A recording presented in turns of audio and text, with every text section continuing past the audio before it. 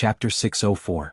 For the Blood Soul Temple, the bottom layer of the stone forest lava lake was a methane pool that absorbed and transformed the impurities of the outside world. It was also the cornerstone of the entire configuration. When the cornerstone was set, the nature of the entire configuration system became clear. Luonan finally found a foundation on the material plane for this structure that drifted on the mental plane of nothingness.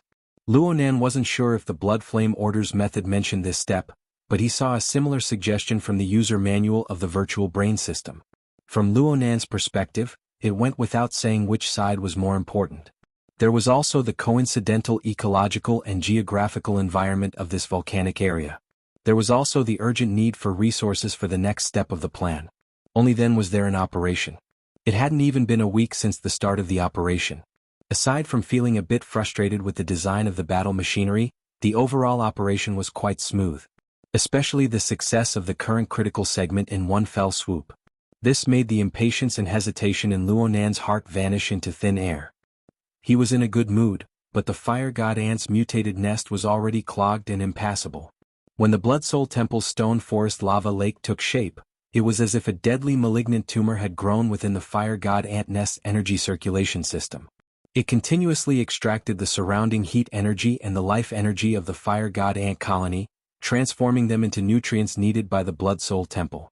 The efficiency of this transformation wasn't particularly high for the time being because the Blood Soul Temple needed to adapt to the environment and constantly adjust. But it was still a level higher than the fire god ant's crude energy circulation instincts. In addition, the fire god ant colony had entered the warring states period. Each ant room was divided and fought to the death. The group consciousness had yet to be reconstructed, and the originally smooth energy circulation system had become particularly rigid. There was practically no effective way to fight for the stone forest lava lake. More importantly, the formation of the stone forest lava lake represented the foundation of the Blood Soul Temple structure. In essence, it achieved isolation from the fire god ant nest. And since it didn't possess the aura of a living being, the group of fire god ants with low intelligence just assumed that it was a new structure formed from the compression and deformation of the volcano during an earthquake. Currently, the fire god ants used a single ant room as a base for internal strife. Their need for resources wasn't too urgent, so they didn't experience the problem of a single blocked node. At most, they weren't used to such an eyesore, but they didn't have any plans to attack, occupy, or transform it for the time being. They just let the stone forest lava lake suck their blood. This was the classic example of making a fortune in silence. Before the new fire god ant queen appears, there will most likely be peace for a period of time. This amount of time is still not enough. If the error in the calculation is not too big, I will need at least another 50 hours or so to complete the second and third levels, and have a certain offensive and defensive ability. If there's a design problem, we'll have to delay it. Luonan's relaxed mood was not maintained for long. He was pressuring himself right now, flipping through his notes in the simulation chamber. His brain was spinning a bit faster than when he had slaughtered his way in.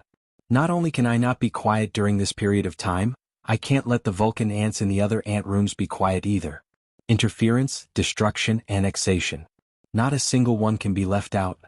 Oh, large-scale destruction is out of the question. Every resource is precious right now. TSK, why does it look like an RTS game? But RTS should not include the design of the base and building core. As he ridiculed himself, Luonan continued to overcome his terrible translation obstacles. He operated the virtual brain system, performing half-baked simulations and calculations on the Blood Soul Temple that was being constructed. The Blood Soul Temple was a kind of configuration. Though it was complex to the point of making one's eyes pop out, and many elements of witchcraft and mystic arts were mixed in, its various layers of structure were pieced together. Even the thought process that appeared within was a relatively typical configuration rule and thought process. Even if the level of each structure was uneven. There were countless dazzling flashes of brilliance, but there were also low-level mistakes that were unbearable to look at. Well, Luonan didn't have the qualifications to question the abilities of the first ablatum of the Blood Flame Order from his experience in the inner world. But the virtual brain system and its user manual possessed the ability to research and judge. That is, if this wasn't an absurd scam set up by his old man. Luonan had already confirmed through this period of learning and understanding that the virtual brain system hidden within the external neuron's main function was to serve the creation of the dynamo core and the spirit core. It was more inclined towards practical manufacturing techniques. It didn't have much knowledge regarding configuration design. It was just like how a decorator might not be good at interior design. But the configuration examples within the user manual and the series of configuration design data stored within the virtual brain system were all the most typical, the most characteristic, and the most standard cases. Luonan used these cases as a reference to understand the most stringent criteria for judging configurations. What was a qualified configuration? How to discover flaws in a configuration, where problems were easy to occur in complex configurations, and how to make adjustments during concrete production, and so on. These were all extremely valuable parts of the virtual brain system and its accompanying user manual. After many days of reading and learning, Luonan's horizons had been greatly broadened from a newbie who didn't understand a thing. At the very least, he possessed the most basic aesthetic ability in this field. Now, he had entered the stage of learning how to walk under the support of the system. There was a proper term for this stage. It was called having high expectations but low ability. Looking at countless cases, Luonan felt that his chest was beautiful, but when he truly got down to it, it was a long story. It's time to move the seed imprint over. Luonan gave an order to Mo Luan, who was hiding in the depths of the void. Mo Luan's current soul body of black smoke had already reached the acme of concealment as a pure energy construct. He quietly extracted the wreckage of the electromagnetic Vanguard 1 from the depths of the lava without alarming the Vulcan ant colony. Under Luonan's instructions, Mo Luan tore away the useless parts of the wreckage, leaving only the head module intact. The virtual brain system drove the divine binding hoop module to realize a self-inspection interface refresh. Right now, the head armor played the role of a protective shell. According to the results of the self-inspection, the outer tantalum alloy armor was perfectly preserved. Luonan was relieved as he ordered Mo Luan to place the helmet into the lake of lava in the forest of stone lava. After the helmet entered the lake, it floated in the center of the lake of lava, rolling endlessly. Right now, the color of the boiling lava in the area of the lake of lava in the forest of stone lava was quite distinct from other areas. The color inside grew brighter and brighter. It gradually turned from dark red to bright red, orange, golden yellow, and finally suffused with white light. Dark veins of blood seeped through the interior. This meant that the temperature of the lake of lava was rising. Basically, the temperature of the lava exposed to the air was 1,300 degrees at most. But under high pressure and other special environments, it was a different story. For example, right now, the divine binding hoop's self-inspection interface instantly sent back the temperature information of 1,700 degrees. This was due to the special configuration of the Blood Soul Temple. After absorbing Luonan's soul strength and many other layers of energy, it had an interference effect on the plane of reality. In such an environment, the harassment and infiltration of the Vulcan ants could be avoided. The seed imprint could also learn how to efficiently absorb and utilize energy. It could gradually mold and restore the powerful structure and instincts that originated from the golden tree. Luonan went to look at the data of the helmet armor. The research and development of the tantalum alloy was originally for the purpose of probing the surface of the sun. It could withstand a high temperature of over 5,000 degrees. This military material had to take into account more performance indicators. There were some trade-offs. The current upper limit of the helmet's heat resistance was approximately 4,000 degrees. The upper limit of the heat insulation was 2,000 degrees. It was absolutely safe. The magnetic energy core inside would not be destroyed. But the problem was that complete heat insulation was not right. Why is the magma lake only 1,700 degrees? Luonan smacked his head with his notebook. As mentioned before, Luonan did not find any basis for the true structure of the Blood Soul Temple from the Blood Flame Order. He completely relied on the virtual brain system and the user manual. He gradually estimated the input data and used its simulation calculation function to re-estimate the design. The virtual brain system was very powerful, but Luonan was a complete armchair strategist. The specifics would depend on the actual situation. Looking at the temperature of the core of the magma lake, there was still a problem. The energy needed to restore the golden tree seed imprint to its peak state was undoubtedly astronomical. At the same time, there must be an efficient mode to control this astronomical amount of energy. Both were indispensable. Luonan had painstakingly built the forward base and assembled electromagnetic Vanguard 1. He had gone in a large circle to bring it over. He had squeezed out and revived its combat instincts to the greatest degree. He had cultivated it externally and strengthened it internally in preparation for its rapid growth. For this reason, he followed the basic design of the Blood Soul Temple to simulate and improve a set of gradual absorption and utilization of energy. The front was fine, But there was a problem with the absorption and utilization of heat energy. The efficiency had to be cut by at least half. Could it be that the interference strength isn't enough? But if I were to increase it further, the thermal efficiency coefficient would be too ugly. In the end, I still haven't broken through the critical point. Luonan had to admit that there was still a problem with his design. He had the calculation formula, the system simulator, and all sorts of cases to refer to, but he still couldn't do it well. This was a bit shameful. There was nothing he could do even if it was shameful. Right now, he could only verify and calculate anew to see if there were any problems with the modified configuration design from before. This made the work even more complicated. It was even more difficult than attacking the fire god ant nest. Luonan calculated until the sky was dark and the earth was dark under the double blockade of the calculation formula and the structure. He was completely unaware of the passage of time. Perhaps he slept in the middle or perhaps he didn't. In any case, he was muddle-headed. His mind suddenly stirred, and a moment later the alarm of the simulator rang. Someone came in. It was Ruewan. Luonan slapped the notebook against his head. He decided to go out and get some fresh air. When the simulator opened, he saw a little girl carrying a food container that was over half a meter tall. She was waiting outside. Oh my thanks. Luonan first revealed a smile. Then he came to a realization. Didn't you say that I don't need to deliver food? Breakfast. Ruewan responded simply. Oh, it's morning already? Luonan looked at his watch. It was already 8:30 in the morning on the 22nd. Countless formulas and basic structures spun before Luonan's eyes.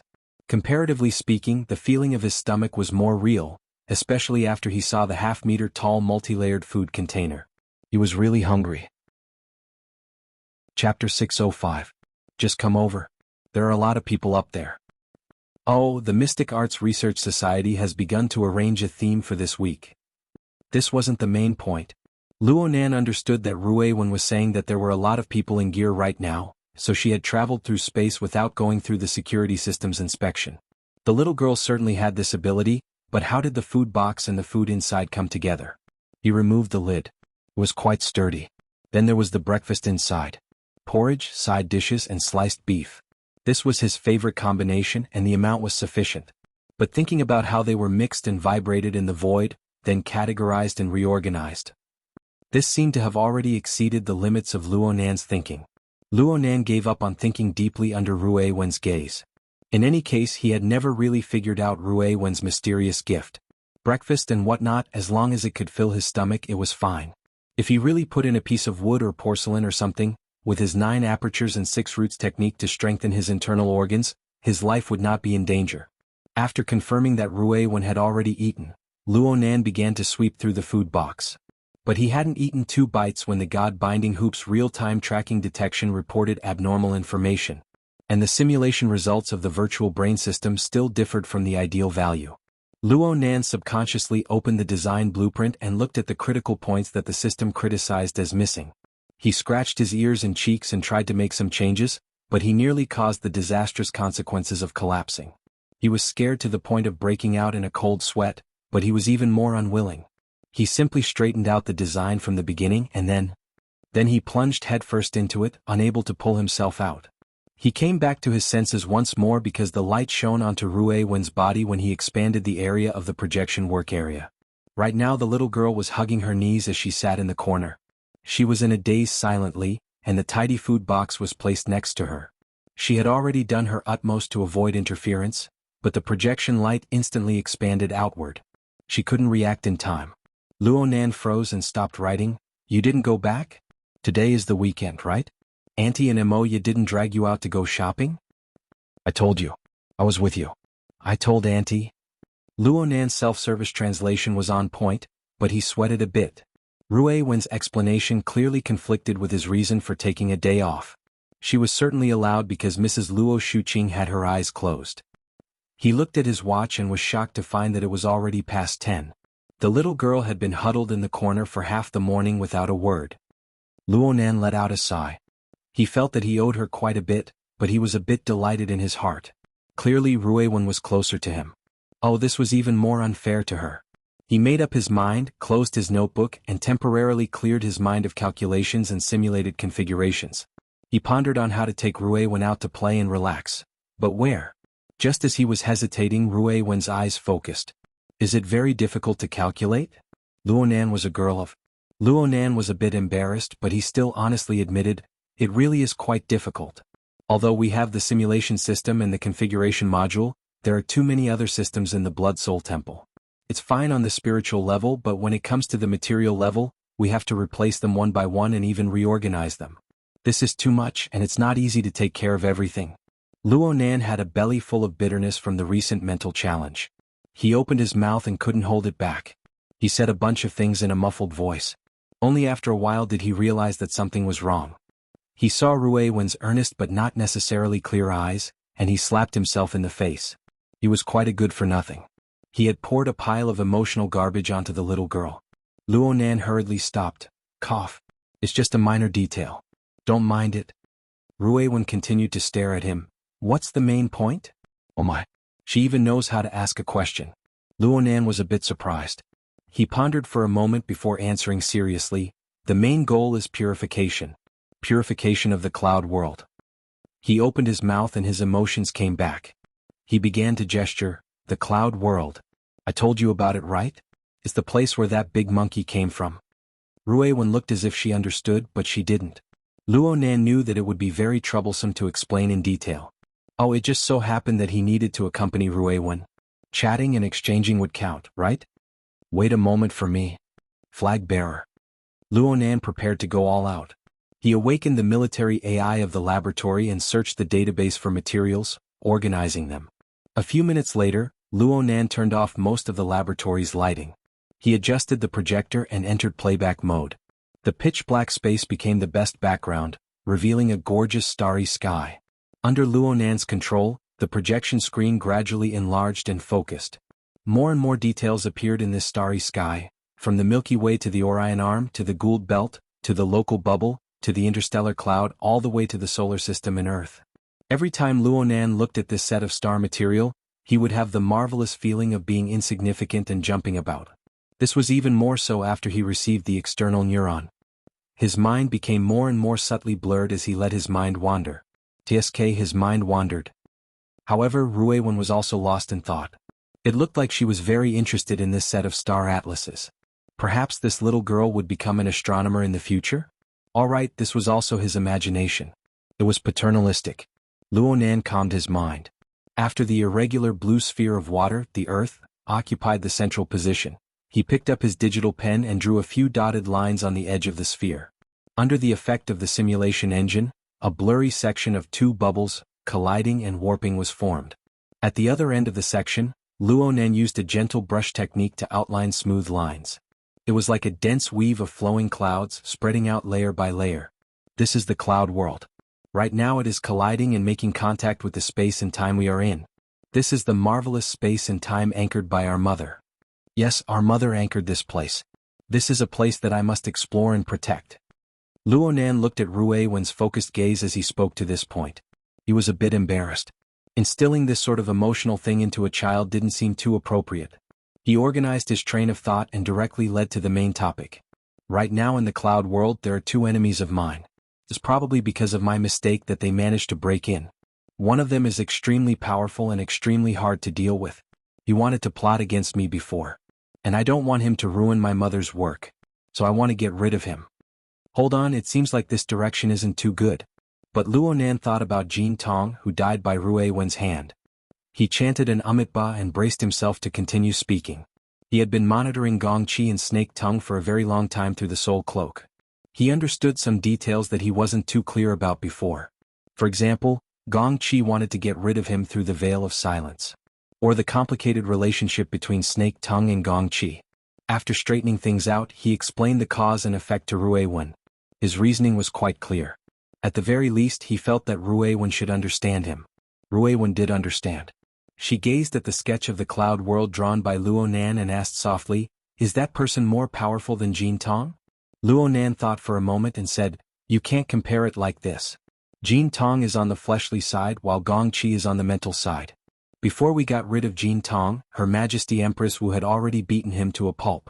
A huge flaw was revealed in his mental state. That's why you and the Wraith Sign attacked him from the inside and outside, taking his life in an instant. Although Gong Chi's soul and fleshly body have been forcibly separated, he still retains the majority of his abilities. He has maintained quite a bit of patience these past few months. Even if he loses his balance for a moment, he will be able to quickly adjust. As for us, it's impossible for us to find someone like Her Majesty Empress Wu with combat strength. After all, I don't want the secret of the cloud world to be known by outsiders. Ruiwen didn't speak anymore. This meant that she understood everything. Luo Nan began to rotate the blue ball of water in the projection area after clarifying his goal.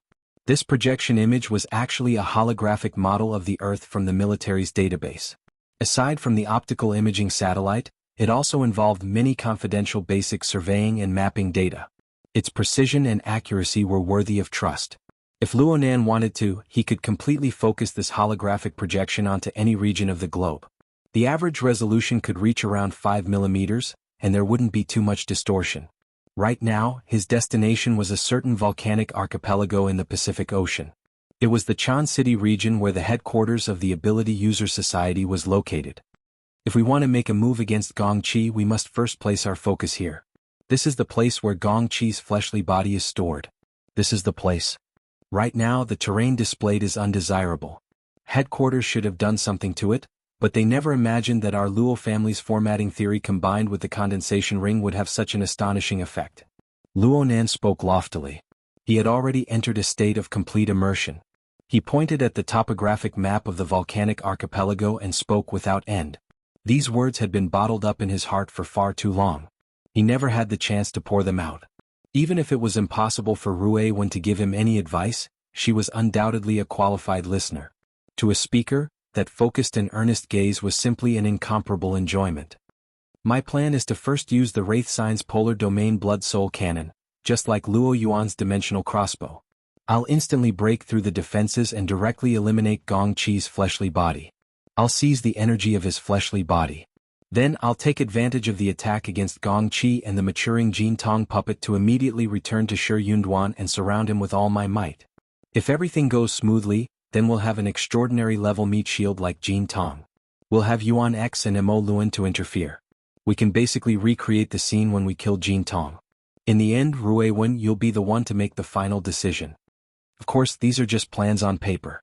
We might need to make adjustments when we actually carry them out. Ruiwen listened attentively and even asked, "Practice is preparation?" Luo Nan knew that Ruiwen was talking about the offensive and defensive practice of the Blood Intent Ring in the Abyss region these past few days. This was the operation he was proud of. Yeah. Ghost Eye is also a mental type extraordinary. His fleshly body is in the open sea. The practice in Xia City is all on the mental plane. It's quite similar to Gong Qi's situation. Ruiwen nodded in understanding. I will work hard. Chapter 606. Seeing Ruiwen's super serious appearance, Luo Nan couldn't help but rub her head. The little girl's hair had just grown to around 10 centimeters. It was a bit manly, but it was soft to the touch. It was as if there was nothing there. It matched her slender figure quite well. She had the appearance of a girl worthy of protection. Oh, protection? This thought came suddenly, but it reminded Luo Nan once again. Even if Ruiwen's talent was unparalleled, she was at most 13 or 14 years old. Her mental age would only be younger. This sort of matter shouldn't involve her. Needless to say, the link she was involved in was critical and dangerous. Instantly deciding life and death with an extraordinary. How many people in this world could do this? The more he thought, the more ashamed Luo Nan felt in his heart. He subconsciously held the back of Ruiwen's neck lightly, making the little girl lean a bit closer. He spoke very seriously, "Ruiwen, remember this. All you need to do is repeat that attack against Jin Tong. I will do my utmost to prepare everything else. We need to make sure that nothing goes wrong before we execute the final step. Otherwise, even the tiniest flaw will be pushed back. There's no need for us to take risks with that old bastard Gong Qi. We're still young. We can forcefully outlast him to death. We just need to be able to do this before he unravels the secrets of the cloud world." Luo Nan's words were more like a frame for himself when he spoke to the end. He could already feel it, but the growing emotions in his heart pushed him to complete this promise. Ruiwen was a bit stupefied by Luo Nan's long string of words. Her eyes looked over in a daze. Luo Nan also felt that his words were a bit too heavy. He hurriedly changed the direction and method of the topic. He chatted about some of the links and measures in his plan. There's a lot of work to be done on the details to complete the plan. Take the Wraith Sign's cannon in the polar domain for example. It's not easy to blow up the fleshly body of an extraordinary, even if it's just a psychic. I've looked up the relevant information. Actually, there really isn't much difference between extraordinary in terms of fleshly body strength. There are even some psychic extraordinary who don't have the requirements of flexibility, toughness, and reaction. They can operate their fleshly body into a fortress. In terms of pure defensive power, they are even more exaggerated than some fleshly bodies. Therefore, the shell must possess a certain amount of strength. It must have the ability to instantly penetrate and destroy Gong Qi's fleshly body. I chose Jin Tong's seed imprint because I valued its potential. It could instantly absorb Gong Qi's physical energy to strengthen itself. If everything went smoothly, it could also be used to kill Gong Qi. Of course, it wasn't strong enough at the moment. All I wanted to do was to charge it up to at least B+. It would be even better if it could reach A+. However, the energy needed for the conversion process was astronomical. At first I was hunting in the cloud world. The life energy of the mushed-mouth ape was very pure. It was a pity that the seed imprint's instincts were not dug deep enough, and he could not control it, wasting a lot. Furthermore, the more I hunt, the bigger the commotion will be. Gong Qi is extremely sensitive over there, and I'm worried about being discovered, so I can only replenish on Earth. Now I'm here. Luo Nan rotated the virtual Earth to return to the Eurasian continent from the Pacific Ocean. He locked onto the volcanic region 2,000 kilometers away. It's here. This place has a closer connection to the cloud world. It's suitable to build a tunnel to deliver resources and equipment. That's why we chose this place. As for the suitable environment, that was a pleasant surprise. Luo Nan enlarged the projected image as he spoke, letting Ruiwen see even more details. This included not only the topography of the volcanic region, but also the relationship between the map of the cloud world and this region. Do you see? I didn't just randomly scribble. This region is actually the intersection point of the cloud world and the space-time collision contact of Earth. I have discovered 2 such intersection points on Earth. One is here, and the other is the region of Xia City where we are located. It's not Gear. It's 300 to 400 kilometers outside the city. Gear's situation is a bit special. It is the core gear that my mother constructed. Its purpose is to act as a fulcrum, to anchor the clouds across space. It's not the same thing as a space-time collision. Oh, maybe it has a bit of an impact? Luo Nan really didn't dare to make a conclusion. Why did the cloud world and Xia City have such a fate? Perhaps Gear could be considered an explanation? He was stunned for a moment, but he finally remembered that Ruiwen was still listening to his explanation. He coughed and went back on track. In short, the cloud world is currently leaving the volcanic region. Xia City is gradually approaching. Given the clear crustal activity in the volcanic region and the recent earthquake in Xia City, I suspect that it is closely related to this sort of space-time collision contact. Having said this, Luo Nan was worried that Ruiwen might not be able to understand if he spoke too deeply. He asked, "Do you understand? Don't you find it boring?" Ruiwen didn't respond. She just stared at the projected image. Her eyes didn't even blink. It was great to have an audience like this. Luo Nan was satisfied to see Ruiwen's attitude, regardless of whether she understood or not. Of course, he did his best to make things more interesting. It's right here. The location I'm pointing at is 1,000 meters underground. I discovered a fire god ant nest. It has a unique social ecosystem and the surrounding environment of lava. It is extremely helpful for the conversion and utilization of energy. I've even set up the Blood Soul Temple there. It's the one that just tormented people. It was originally just a structure on the mental plane. I personally modified and designed the structure in order to realize it on the real plane. Unfortunately, there are many problems right now. The most annoying ones are the internal pressure and temperature. Luo Nan talked about the design of the lava lake in the stone forest. Even though he was singing a one-man show from beginning to end, as long as he had Ruiwen's focused gaze, he would be in high spirits. He was still not satisfied after he finished talking about the lava lake. Luo Nan chatted with Ruiwen about the special environment of the volcanic area. The fire god ant nest is probably the most complex structure that can be constructed out of all the known mutants. The height of its core area is equivalent to a 200 to 300-story skyscraper. Each branch structure controls an area with a radius of over 100 kilometers. Within this area, it can also control other mutants to serve it. It is the overlord of the volcanic area in name and in reality. I've read related papers. It should be through the hormones it secretes that it reacts with a certain parasitic fungus in the volcanic area. The resulting compound acts as a medium to realize this function. If it weren't for the fact that their collective consciousness hasn't developed over the years and that they have a fatal weakness in energy control, Spring City would probably have to migrate. You don't know how dangerous it was when I controlled the electromagnetic Vanguard 1 to kill my way through. I was lucky enough to discover a fissure created by an earthquake in time, bypassing the most difficult 10 kilometers. Otherwise, I might not have been able to kill my way to the center of the nest when you came this morning. Luonan spoke excitedly. He used his sketching ability to draw a corresponding sketch in the projection work area. Unfortunately, it wasn't as detailed as the virtual Earth model. He could only make do with looking at it.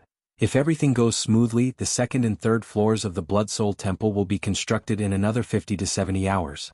I will attempt to cultivate the collective consciousness of the fire god ants and place them within the Blood Soul Temple. With the help of the Wraith sign, there should be a way. If I really succeed, then I can attempt to control the entire fire god ant colony. When the time comes, this volcanic area will become a kingdom under my control. Luonan spoke with great vigor, but he felt that the meaning of the joke was a bit thicker. Conquering an ant society. When the time comes, I can say that I'm the king of the fire god ants. Cough. This name is more like that, but don't laugh at me. When the time comes, you'll be the fire god ant princess. Ruewen didn't laugh. She just stared at him with her pitch-black eyes. Luonan was truly embarrassed. He hurriedly denied himself. Forget it, forget it. The cloud world is more suitable for us. Over there, the clouds cover the sky. You can't see the end. Countless secrets are hidden there. Wait until we smoothly eliminate the opening of the palace and purify that place. Then I can say that I'm the king of the clouds. And what about you? The princess of the clouds, okay? He told a clumsy joke, but Ruewen seemed to like it a lot. Her gaze was a bit vacant. It was as if her gaze pierced through the multicolored projection, pierced through the earth and the sky, and pointed 2,000 kilometers away. It also pointed behind the barrier of space and time. The meaning in her eyes was perhaps longing. This sort of Ruewen was far too rare. It was to the extent that Luonan instantly understood this mood. He blurted out a few words. Do you want to go? Ruewen suddenly turned her head. She didn't speak, but her eyes lit up. Luonan had a headache the moment the words left his mouth. But when he saw Ruewen's dazzling eyes in an instant, his impulsiveness and headache transformed into formal consideration. His brain spun at lightning speed and his thoughts directly transformed into words. He didn't bother with embellishment. The fire god ant nest is too dangerous. There's no place to stay for now. It's not suitable for you to go. However, we can first go to the cloud world. Ruewen stared at him, the glow in her eyes growing brighter and brighter. Actually, it's quite difficult for me to go to the cloud world by myself. I'm talking about going by myself. It's quite difficult for me to go there by myself because I can't fly. I'll just be like a rock. I'll keep falling down. But you can. The more Luonan spoke, the more he felt that it was reliable. With your ability to merge body and soul, as long as you have my support, it's not much different from truly flying. There's absolutely no problem for a short period of time. Do you want to go? It seemed that Ruewen had already forgotten to speak. She just stared at Luonan's face. First she blinked her eyes. Only when she saw that Luonan still had a smiling face did she subtly lower her head. She waited for Luonan to confirm that the words that came out of Luonan's mouth would not change. She finally increased the scope of her movements and nodded forcefully. At the same time, a smile spread across both sides of her cheeks, completely softening the contours of the muscles and bones of her face. Not a single bit was held back. In this instant, what Luonan saw was the purest expression of emotions he had ever seen in his life. She was like a pure and innocent infant, and there was an additional touch of moving color. Chapter 607. The astral winds whistled and the clouds surged. Occasionally, a shower of ice crystals would blow past, reflecting the firelight that seeped through the gaps between the clouds. It was dazzling and possessed destructive power. Luonan felt quite marvelous as he watched the ice crystal shards penetrate his body. Recently he mostly used the soul cloak to observe the cloud world from afar, monitoring the whereabouts of Gongqi and Snake Tongue. Firstly, it was convenient. Secondly, it was safe. Today, his soul entered the out-of-body state, and he especially interfered with the clouds to form a half-real, half-incorporeal water vapor humanoid. He felt a bit of novelty when he first used it. If he was like this, then there was no need to mention Ruewen, who entered for the first time. The little girl's figure flickered back and forth between the clouds, appearing and disappearing erratically. She was still adapting to the feeling of flying through the air. Occasionally, Luonan would need to interfere with the void to lend her strength. However, seeing her more and more agile and free performance, it seemed that flying unhindered through the clouds and leaving no traces behind wouldn't be an obstacle that was difficult to surpass in the near future. Thinking too much is useless. Being in a good mood is truly good. Luonan took care of Ruiwen as he split a bit of his attention to lock onto two targets several thousand kilometers away. Right now, Gongqi and Snake Tongue were together. They seemed to be studying a mushed-mouth ape. This was a living body that they had caught with great difficulty. Controlling it was quite troublesome. Snake Tongue was a B-rank curse mage. She didn't possess an overwhelming advantage when compared to the mushed-mouth ape. She was tossed around quite a bit when she was alone in the cloud world. Hee hee. Luonan sneered. Ruiwen suddenly hovered in the air at this time, coming to a steady stop by his side. The structure of her body and soul formed an intense resonant relationship with the surrounding clouds of the void. It caused Luonan's water vapor humanoid form to distort a bit, but it soon began to decrease in magnitude. It was even more restrained and restrained. 10 seconds later, it was nearly impossible to detect unless one deliberately probed. "Ah, you can fly now?" "I'm still trying." Ruiwen gave a simple answer. Her slender figure undulated a bit as she enunciated her words. 2 seconds later she stabilized. "Do your best." Luonan could only express this way when faced with Ruiwen's talent. Next, Luonan took advantage of Ruiwen's time to adapt to her new technique to begin his work as a commentator. He shared the scene of his perception through a closed system. "It's these two. Our targets." As they spoke, Snake Tongue attempted to hypnotize and control the captured mushed-mouth ape with Gongqi's help. However, what awaited her was yet another failure. This wasn't the first time a similar situation had occurred. This made Luonan deeply feel that the day he caught the Wraith sign would be the day his luck attribute would go off the charts. Luonan gave Ruiwen an explanation of what Gongqi and Snake Tongue were currently doing. In the end, he even went into a deeper analysis. Actually, Gongqi opening this project and giving Snake Tongue the opportunity to control the mushed-mouth ape might not be out of good intentions. He needs to find something for Snake Tongue to do. Remember? I said that these two people's situations are different. Both of them are trapped, but Snake Tongue has been misled by Gongqi. She believes that Gongqi can come and go at any time. She was fine before, but after being trapped in the clouds for 2 months, Snake Tongue's patience is about to run out. What replaced it is suspicion. If Gongqi can't bring out something new, we might be able to see them turn on each other. Actually, Luonan had thought of using this matter to make a fuss. However, after some consideration, he felt that this wasn't his domain of expertise. Playing schemes with Gongqi and Snake Tongue might alert the enemy and make things worse, so he didn't delve too deeply into it. Right now he was paying more attention to the technical segment. There were many problems he needed to solve if he wanted to kill Gongqi. This fellow Gongqi has the ability to teleport his soul body. I once saw him leap 2,000 kilometers in one go. He's extremely powerful. If we can't succeed in our first attack, he will very likely escape. Of course, we aren't bad either. But if the ambush turns into a chase, the variables will be too great.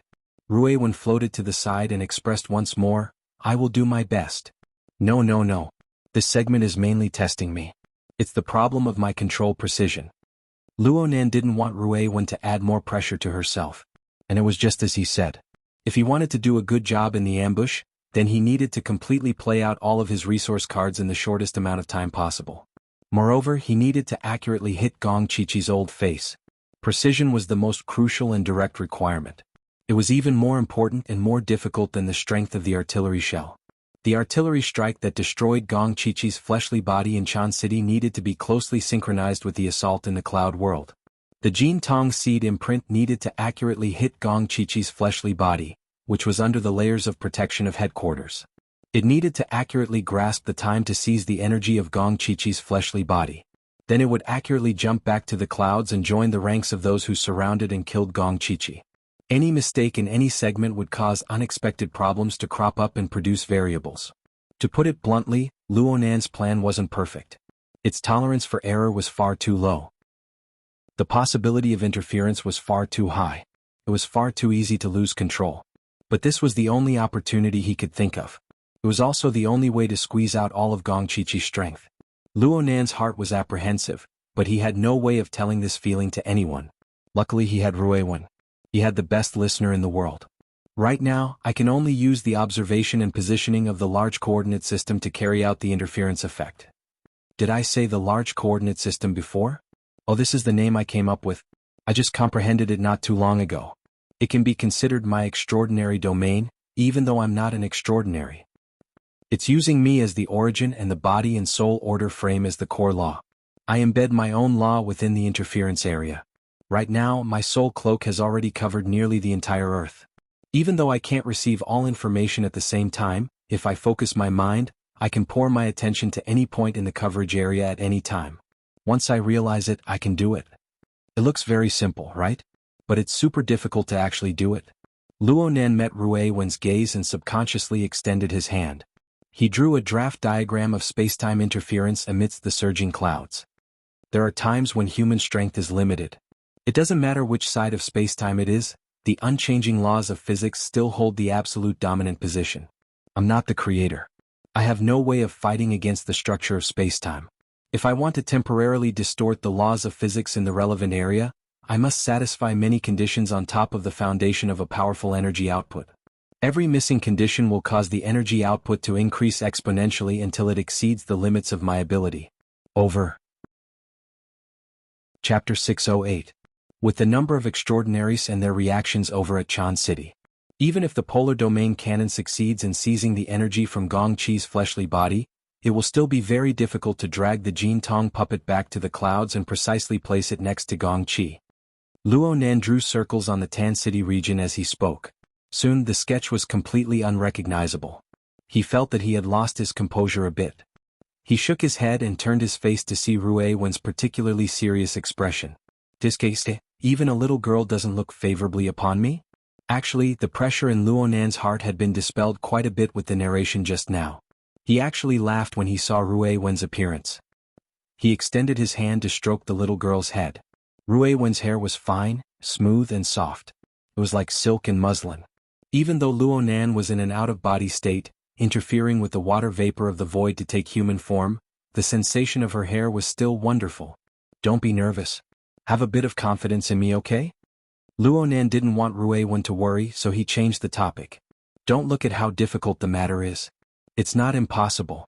Otherwise, why would I be single-mindedly thinking about smashing my head against the wall? Ruiwen raised her head slightly, allowing the half-real, half-incorporeal hand of water vapor to brush through her hair. Her eyes were still staring at Luonan, not blinking at all. Luonan felt that he should demonstrate his strength. He erased the sketches floating in the clouds and drew a new set of images. It was a 3D image of a seemingly ordinary gear. Using this as a foundation, he sketched out the lines and rendered the background. In the time of a few breaths, he had drawn a very familiar architectural scene in the cloud world. Oh, this is the North Coast gear. Our mother's masterpiece.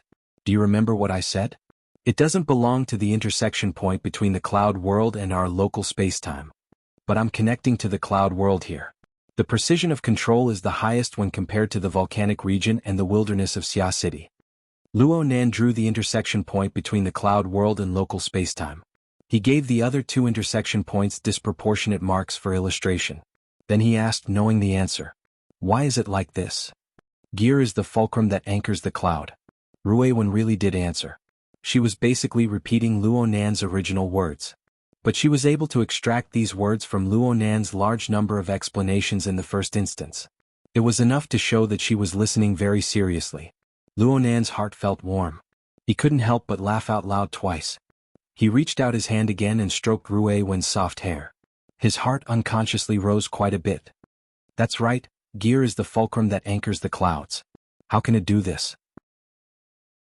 That's because our mother used the method of coupling, using herself as the central axis and her own order framework to drive the environmental forces of the surrounding area layer by layer, forming a formless and moving gear set for her use. The surrounding area doesn't just include Xia City, it even includes the space and time of the cloud world. With our mother's ingenious means, the cloud world and the local spacetime opened up a spatial tunnel, creating a special structure that connected the two spacetimes. Luonan endlessly drew details on the cloud sketch. He also poured out the results of his research during this time. Normally, gear on the north bank is just an ordinary building. It doesn't have a direct connection with the cloud world. The structure that runs through space and time is fractured. The most crucial link has been extracted. But if we have our Luo family's formatting theory to activate the telescope in the atrium of gear, then we have the external neuron in our hands as a special key. The structure that runs through space and time can be reconnected and reconstructed, recreating this miracle. What do you think? Isn't it awesome? Ruiwen gazed at the constantly perfecting sketch and slowly nodded. Luonan grinned. His appearance was a bit odd on the water vapor humanoid, but this wasn't the main point. Right now he spoke excitedly once more. Gear on the north bank is the best reference for me to increase my precision. You must know that our mother wasn't an ability user. At the very least, she wasn't an especially powerful ability user. She didn't possess an extraordinary domain. She was unable to impose her own laws and rules on the two sides of space and time. But in the end, she was still able to successfully construct the inconceivable spatial tunnel. Moreover, it was still able to maintain its operation many years later. This is, without a doubt, the result of her coupling theory. She used a tiny basic gear to drive a complex structure and an astonishing number of gears. She used a crowbar to pry up the entire Earth. Driven by his emotions, Luonan's water vapor humanoid fluctuated a bit. His pen moved even faster. He drew out a few results from observing gear, observing the cloud world, and observing the structure of the spatial tunnel. He already had a certain result. Of course, it couldn't be considered particularly perfect, especially in the aspect of models. Whether it was geometric structure or algebraic structure, he still didn't have a completely self-consistent result. I'm currently searching for a suitable mathematical tool in the virtual brain system. Fine, I admit that this kind of result is a century or two ahead of the times. There should be a few other fulcrums. It won't be easy to thoroughly research it, but it doesn't matter. I can still imitate and reproduce it. If it really doesn't work, I can just copy gear to the other side of the Pacific Ocean. Luonan hadn't completely sorted out his later thoughts, so he didn't go into detail. Right now, he was just doing this to pacify Ruiwen's emotions. He didn't forget that he brought Ruiwen to the clouds today to rest and play. Talking about too many serious topics was meaningless, right? At this time, several thousand kilometers away, the two monitoring targets also made some movements. The experiment of controlling the mushed-mouth ape had yet to make any progress, so they began to roam and search once more. They probed the structure of space and time in the cloud world, accumulating data and information for their escape. Gongqi has the ability to teleport. His scouting range is large. We need to maintain a certain distance from him. Oh, but there's no need to worry too much. We'll definitely take the initiative. Luonan was prepared to take Ruiwen for a stroll in the cloud world. Though this place was extremely monotonous, it was still a bit interesting to see the churning clouds, the flames rushing to the skies, and the mushed-mouth ape flying back and forth. There was a mushed-mouth ape approaching at high speed from over 700 kilometers away. This strange demon of the cloud world had the ability to fly untraceable. It just happened to be what Ruiwen needed. And he had always felt that the attack methods of this demon were a bit like muddling the body and soul. It was similar to Ruiwen's miraculous talent. He just happened to bring this little girl over for reference. Let's go consult the mushed-mouth ape's methods. Luonan confirmed the target and shared his perspective with Ruiwen. He explained in passing, that mushed-mouth ape. Isn't it bigger than Yuan X? Actually, Yuan X was like this before. I just tried to move its two arms into local space and time, and my soul strength was nearly sucked dry. Ruiwen? Chapter 609. Ruiwen. Not easy to control. The little girl's lips moved slightly. Were it not for Luonan's powerful mental senses, he would not have been able to hear these words clearly. Luonan didn't understand. Not easy to control? Hovering in the air. Oh, you haven't completely learned how to fly yet. Let me lend you some strength. Ruiwen shook her head slightly. The environment is very difficult. Her voice grew even quieter. It seemed that it was especially strenuous. This was absolutely not the result of not being able to fly. Rather, it was more like being bound by an invisible bird net, restricting her ability to move. Luonan really jumped in fright.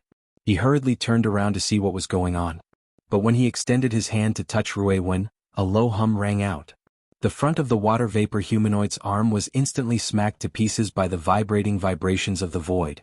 Luonan's out-of-body soul also received the attack due to being in an interference state. His entire body was stupefied. And Ruiwen on the other side was like a taut and released elastic that bounced away. Her figure collapsed backward, bouncing 50 meters away in the blink of an eye. Ruiwen. At this moment, Luonan faintly sensed that there was a problem with the void structure of the cloud world. But he didn't have time to think too much about it. The partial interference of his soul cloak was pulled back. He wanted to protect Ruiwen, to prevent her from being injured by any means. The problem was that when his soul cloak tried to exert force by interfering with the material plane, what it touched was a wave of high-speed vibrations of the void string. The scene of the water vapor humanoid's arm collapsing apart a second ago was perfectly replicated in this moment. The pulled-back soul cloak was torn apart by the incorporeal vibrations. Not only was it unable to help Ruiwen control her body, it instead stimulated an even greater vibration. It caused Ruiwen to turn into a little bird that had lost control. She leaped high and low in the clouds, falling back and forth. She appeared to be particularly excited at first glance, but in reality she wanted to return to a state of stillness. The scene was actually a bit comical, but neither Luonan nor Ruiwen were able to laugh. This was like climbing onto a trampoline. If they wanted to stabilize themselves, they had to press down on the collapsing bed, or they had to wait until all of their kinetic energy was exhausted. Fortunately, Ruiwen herself was extremely calm. She didn't resist the turbulence of the void. She only adjusted the frequency of her body and soul merging. Layer by layer she neutralized the impact. The extent of her tumbling became smaller and smaller. Gradually she was able to control herself. Luonan let out a breath of relief. He did not dare to rashly interfere with the surrounding environment and cause more trouble for Ruiwen. He simply switched his soul cloak to a pure observational mode, probing the cause of the turbulence in the structure of the void. The structure suddenly became complicated? The spacetime structure of the cloud void was different from the spacetime of the Earth. Luonan knew this, but previously he was not affected by it. At most, when he was considering the structure of the transspace corridor, he would add one or two more parameters. But now, in the area around Ruiwen, it was as if there were countless randomly vibrating spring pieces. When this layer stopped, another layer stirred up, twisting together and affecting each other, causing the clouds and the void to be thrown into disorder. There was no doubt that there was a problem with the deep spacetime structure. It was only because Luonan had the clairvoyance method of the large coordinate system that he was more sensitive to the curvature of spacetime and structure. He was able to discover the blurry and complex details within. After no less than 20 seconds, Ruiwen's figure stabilized again. The little girl looked left and right. She moved her hands and feet lightly, and there was a clear correction in the frequency of her body and soul muddling. Only then was she certain that she had broken free from the disturbance of the spacetime structure. Ruiwen still did not dare to move even now. She floated in the middle of the flowing clouds, casting her gaze over a distance of over 100 meters. Her body was restrained. She was like a child who was aware that she had caused a great disaster. Her expression was one of rarely seen fear and pity. Luonan flew over in a hurry. He subconsciously extended his hand, wanting to confirm whether or not she was injured. Halfway through, he discovered that it was inappropriate. He could only caress the little girl's forehead and brush aside the messy hair on her forehead. He asked hurriedly, "Are you hurt?" Ruiwen subconsciously avoided his gaze. It seemed that she was a bit afraid of him. This was a very rare situation. Luonan was worried and baffled. "What's going on? Where are you hurt?" "There's no precision." "What?" This was the first time Luonan felt that Ruiwen and he were not on the same wavelength. If this continued, he could only touch her. Ruiwen simply buried her head under Luonan's gaze. Her voice became even deeper and a bit hoarse. "The structure here is too complex. It's very hard to have precision in an assassination." "You?" Luonan was stupefied. Even though his soul was in an out-of-body state, he still felt an intense trembling sensation. He asked subconsciously, "Precision? You can't control it? Is it hard to display your body and soul fusion in this place?" "When I jump." Ruiwen's words were incomplete, but Luonan still understood. "Normal movement is fine. But if it's like when you killed Jin Tong, can't you jump through space?" Ruiwen buried her head even lower. She didn't make another sound, but it was clear that she was tacitly agreeing. Luonan was really stupefied. At this moment, the heart of his main body, which was far beneath gear, was about to jump out of his chest. The scene of Ruiwen struggling to adapt to the void in the clouds came before his eyes. That's right. Luonan had guessed it. Ruiwen should have wanted to attempt to jump through space. But when she used the form of body and soul fusion to interact with the clouds in the void, the structure of space and time manifested an extremely astonishing complexity. It brought Ruiwen far too many disturbances. It destroyed the stable rhythm of her body and soul fusion. There was no need to say what happened next. How could it be like this? A gongqi. What about gongqi? Gongqi also had the ability to jump through space and teleport. But why didn't he have any problems? Luonan pondered it over and over again. He felt that there was only one reason. Gongqi came in the form of an out-of-body state. Snake Tongue, who he often brought along with him, was the same. Perhaps the astonishingly complicated disturbances and changes like Ruiwen's would not occur if she used the form of pure energy to shuttle through space and time. Otherwise she could be like the mushed-mouth ape. She could fly purely with her fleshly body, not involving techniques like the void shuttle. But why didn't any problems occur when he used the airdrop to transport supplies through the cloud world? Well, it was useless to think about these things. The crux of the matter was, what to do. Luonan's mind was a chaotic mess at this very moment. Ruiwen only appeared for 1/10 of a second or even 100th of a second in his entire plan. But she was the deciding force of victory. If a problem occurred in this segment, then all his other plans would become a joke. Luonan's mind was spinning in circles, but Ruiwen's whisper reached his ear. I can do it. Luonan wasn't able to react in time. And at this time, the water vapor forearm formed from interference trembled once more. It was suddenly bounced away by the tyrannical shockwave from Ruiwen's body. Ruiwen. Luonan shuddered. He subconsciously wanted to exert force, but he fell half a step behind. The little girl's figure was like a fragile bubble, vanishing between his fingers. Luonan understood what Ruiwen wanted to do right now even if he was an idiot. The little girl actually wanted to forcefully practice the void shuttle. Did she really think that the structure of space and time was a trampoline? Luonan's thoughts flashed, and he heard an extremely subtle shattering sound come from the surrounding mist. It was completely different from the pure vibrations of the structure of space and time before. This time his scalp really exploded. He wanted to use the soul cloak to forcefully interfere, but he was worried that it would backfire on him. He could only shout over and over again, "Stop! Ruiwen, stop!" Ruiwen didn't listen to his command. Her figure just flashed within Luonan's sensing range before disappearing. Then she continued to flash and disappear in the surroundings like a flying phantom. Reality was hard to distinguish. Bus, bus, bus, bus. Luonan wasn't too sure about the specific structure of the surrounding space and time. But the rumbling sound, which was continuously pushed higher and higher, struck directly at his heart. It was as if it could become a mourning sound of collapse and destruction at any moment. Luonan stomped his feet in anxiety, but he was simply unable to stop Ruiwen from practicing. He could only use his mental senses to lock onto Ruiwen's figure with all his might. He watched as she shuttled through the void, controlling the landing point of her figure with difficulty. Ruiwen only needed to adapt to a single structural frequency with each jump on Earth. But right now she pierced through a layer and then another layer followed. She was strong and weak, fast and slow, and they were even diametrically opposed. The complex, fragmented, and irregular structural pattern made one simply go crazy just by watching. The more Luonan watched, the more worried he became. He couldn't care about anything else. He shouted at Ruiwen, "Ruiwen, let's pause." "Pause, okay. I can. Ruiwen's voice was small and trembling.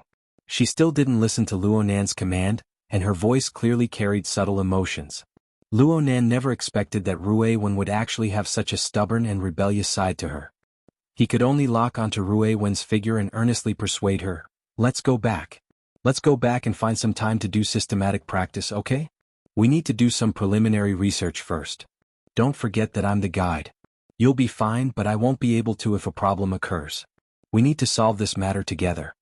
Ruiwen responded 2 seconds later, but there was no change in her voice. "I can do it." Ruiwen. Luonan was practically roaring. This time, what answered him was an even more intense trembling in the surrounding void. The turbulent shock waves even traveled several hundred kilometers away, twisting the clouds and causing them to scatter and shatter.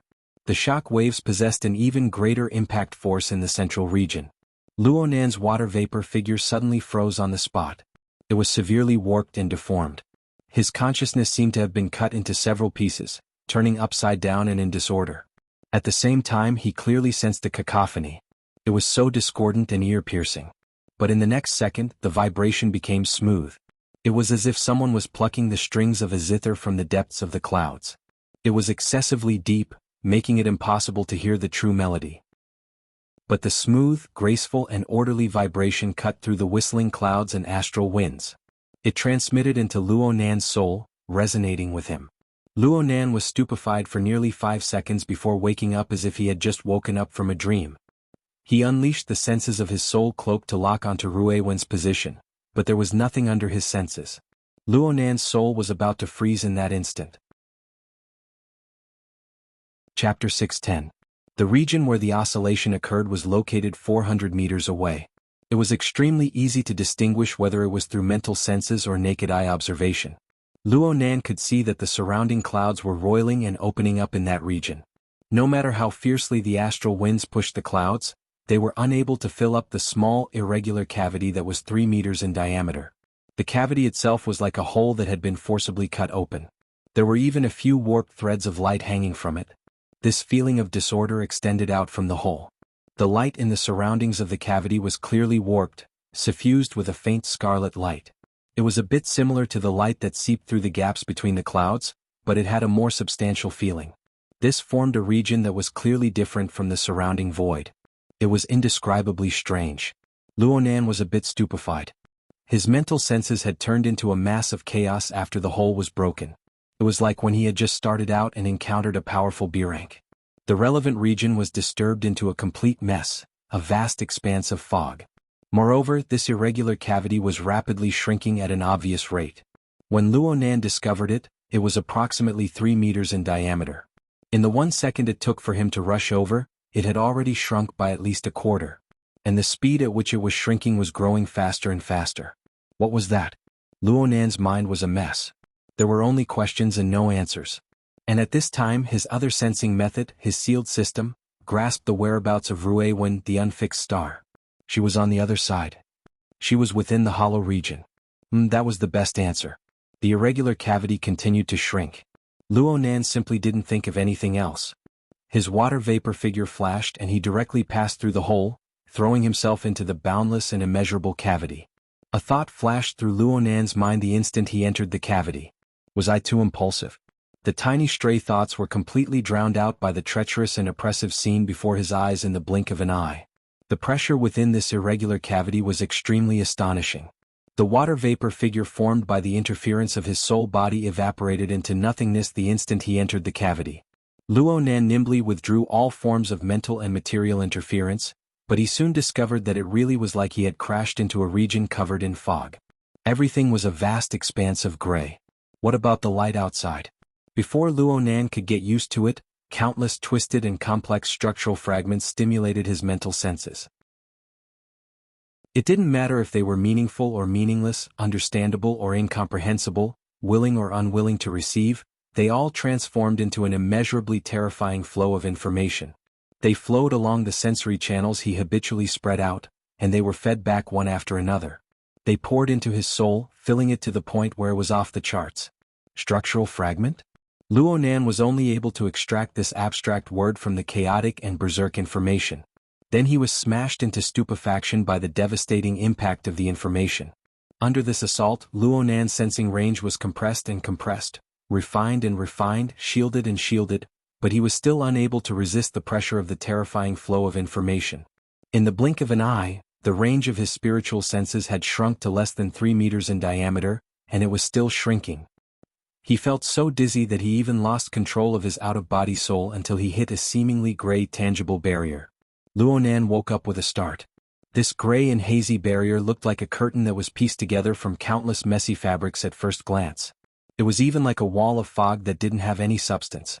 But when Luo Nan truly came into contact with it, he was able to sense that it was a special creation that was formed from countless complex and chaotic structures. Luo Nan's perception and thoughts had already been severely warped and compressed. He was temporarily unable to distinguish what this thing was, but he was able to sense the extremely unstable and tyrannical energy vortex above it. It was because of this inadvertent collision that a berserk energy violently surged out from this barrier of unknown origins. His soul body nearly melted within the powerful magnetic field and was consigned to eternal damnation. Even Luo Nan's soul body was stiff.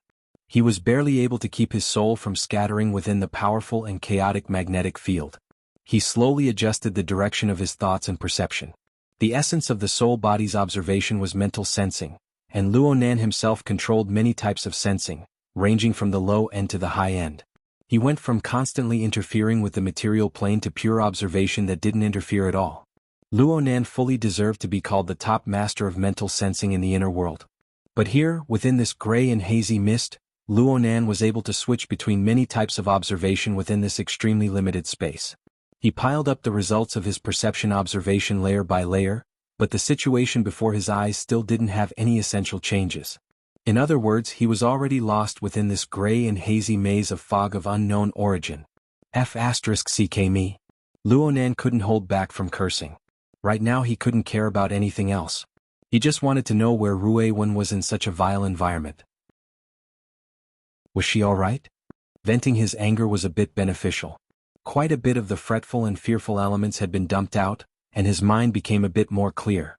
More importantly, he looked within his mind and confirmed once more that Ruiwen's star was still within the sealed system.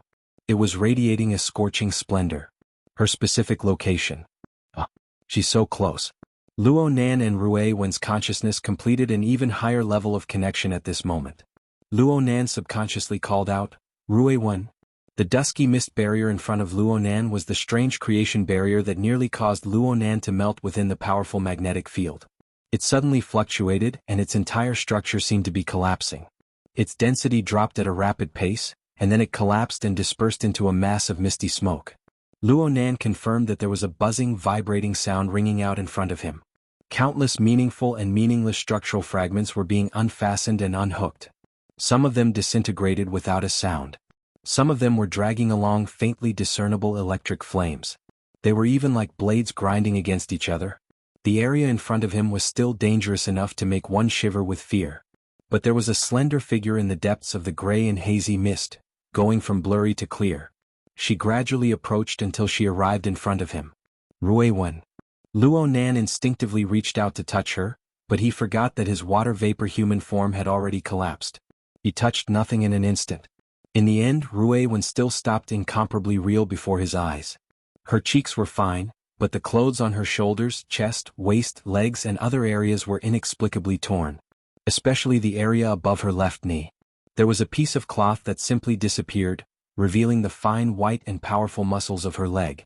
Ruiwen seemed to know that she had gotten herself into trouble. She buried her head even deeper. Only now did Luonan discover that it was his turn to get angry when he saw her in this state. But in this mist maze where danger lurked on every side, he saw Ruiwen standing alive and well before him. There was no emotion that could compare to the joy of reunion, so he was completely unable to find the dignity of a parent. He could only ask over and over again, "Are you okay? Are you okay?" Ruiwen shook her head almost imperceptibly. Then she whispered, "It's too deep. I can't reach it." Chapter 6:11. There are many layers here. They affect each other. And then? Traveling through space will cause interference. The resonance frequency must form a concordant interval in order to eliminate it. Concordant interval? Luonan and Ruiwen spent quite a bit of effort to communicate. The little girl's ability to express herself was a bit problematic. Her vocabulary was limited. It was probably because she had recently learned the guitar from Moya. She even interspersed proper terms from the field of music. In the end, Luonan had a superficial understanding of music theory. He knew that the concordant interval was a musical interval that sounded pleasing to the ear. It was a musical relationship that was relatively harmonious in the auditory impression. Ruiwen made an analogy. For the time being, Luonan didn't know whether it was appropriate or not. He understood the gist of it. You're saying that the resonance frequency of your body and soul fusion must form a harmonious relationship with the multi-layered structure of space and time. Just like the chord of the guitar in order to guarantee precision? Ruiwen furrowed her eyebrows. It's not enough. What? Hold on. Let me guess. You just said that it's too deep. I can't reach it. Are you saying that there are too many layers of the structure of space and time? It's like a guitar doesn't just have 6 strings but 16, 17 or even more. It's super complicated to completely control it. It's impossible to play a tune? The metaphors of the two could be said to be a mess, but this kind of communication method was actually quite useful. Ruiwen gaped. Perhaps she lacked confidence in her ability to express herself. In the end, she just nodded her head lightly, indicating that this was what she meant. Excellent. Excellent. Luonan's doubts were resolved. Plus, Ruiwen was perfectly fine before his eyes. Luonan felt much more at ease. His mind spun all the more nimble and his train of thought became clearer. In the current situation he needed to ensure that he and Ruiwen were safe and sound. He needed to determine where in the world this misty labyrinth was. He also needed to figure out why such a situation would appear in the cloud world. The normal structure of space and time had yet to be penetrated. There was a layer of logic hidden within. It could be seen that the cloud world itself was abnormal. The cloud world? Luonan wasn't the least bit surprised to encounter this scene. He discovered early on that the cloud world was completely different from the local space and time of Earth. The first stop of the Soul Cloak's expansion was the cloud world, half a month ahead of Earth. But now, the Soul Cloak was about to cover the entire Earth, while the cloud world had yet to be touched.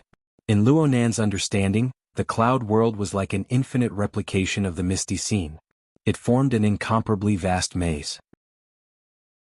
Now, although he had stumbled into another fog maze and felt that it was also full of danger, compared to the surface phenomenon that he could not figure out at all, there seemed to be more opportunities and starting points for him to explore.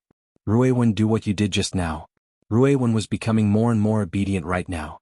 She would do whatever Luonan said. Under Luonan's command, she displayed her technique once more. It was as if she was playing a guitar. She gently plucked at the incorporeal chords in the void, clearing a temporary passageway within the dusky mist. The essence of what the little girl was doing was still based on the foundation of body and soul. She resonated with the structure of the void and achieved the unity of the inside and the outside. However, during this process she adopted a more advanced and exquisite technique. She found fragments that could resonate harmoniously in spacetime structures of different frequencies and avoided the relevant conflicts. Thus, she opened up a passage in the complicated structure environment. Unfortunately, the passage was drowned out by the surrounding fog, in less than 2 or 3 breaths. Well done. Luonan didn't care how long the passage lasted or where it led. Instead, he seized the opportunity to fiercely praise Ruiwen. No matter what, he had to pull the little girl out of her depressed and remorseful mood first. Moreover, Ruiwen's miraculous methods really did give Luonan a good entry point. It also gave him a gap to catch his breath. Luonan had yet to condense his water vapor human form under the ever-present pressure of the misty maze. He could only barely maintain the narrow range of his mental senses.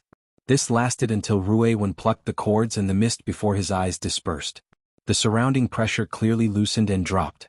Luonan finally found an opportunity. He shouted to himself, "I."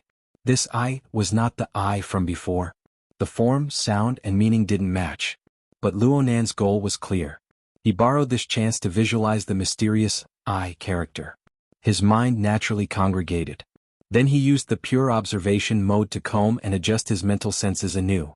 He re-established the large coordinate system. He slowly but surely seeped into the impermanent gathering and scattering mist.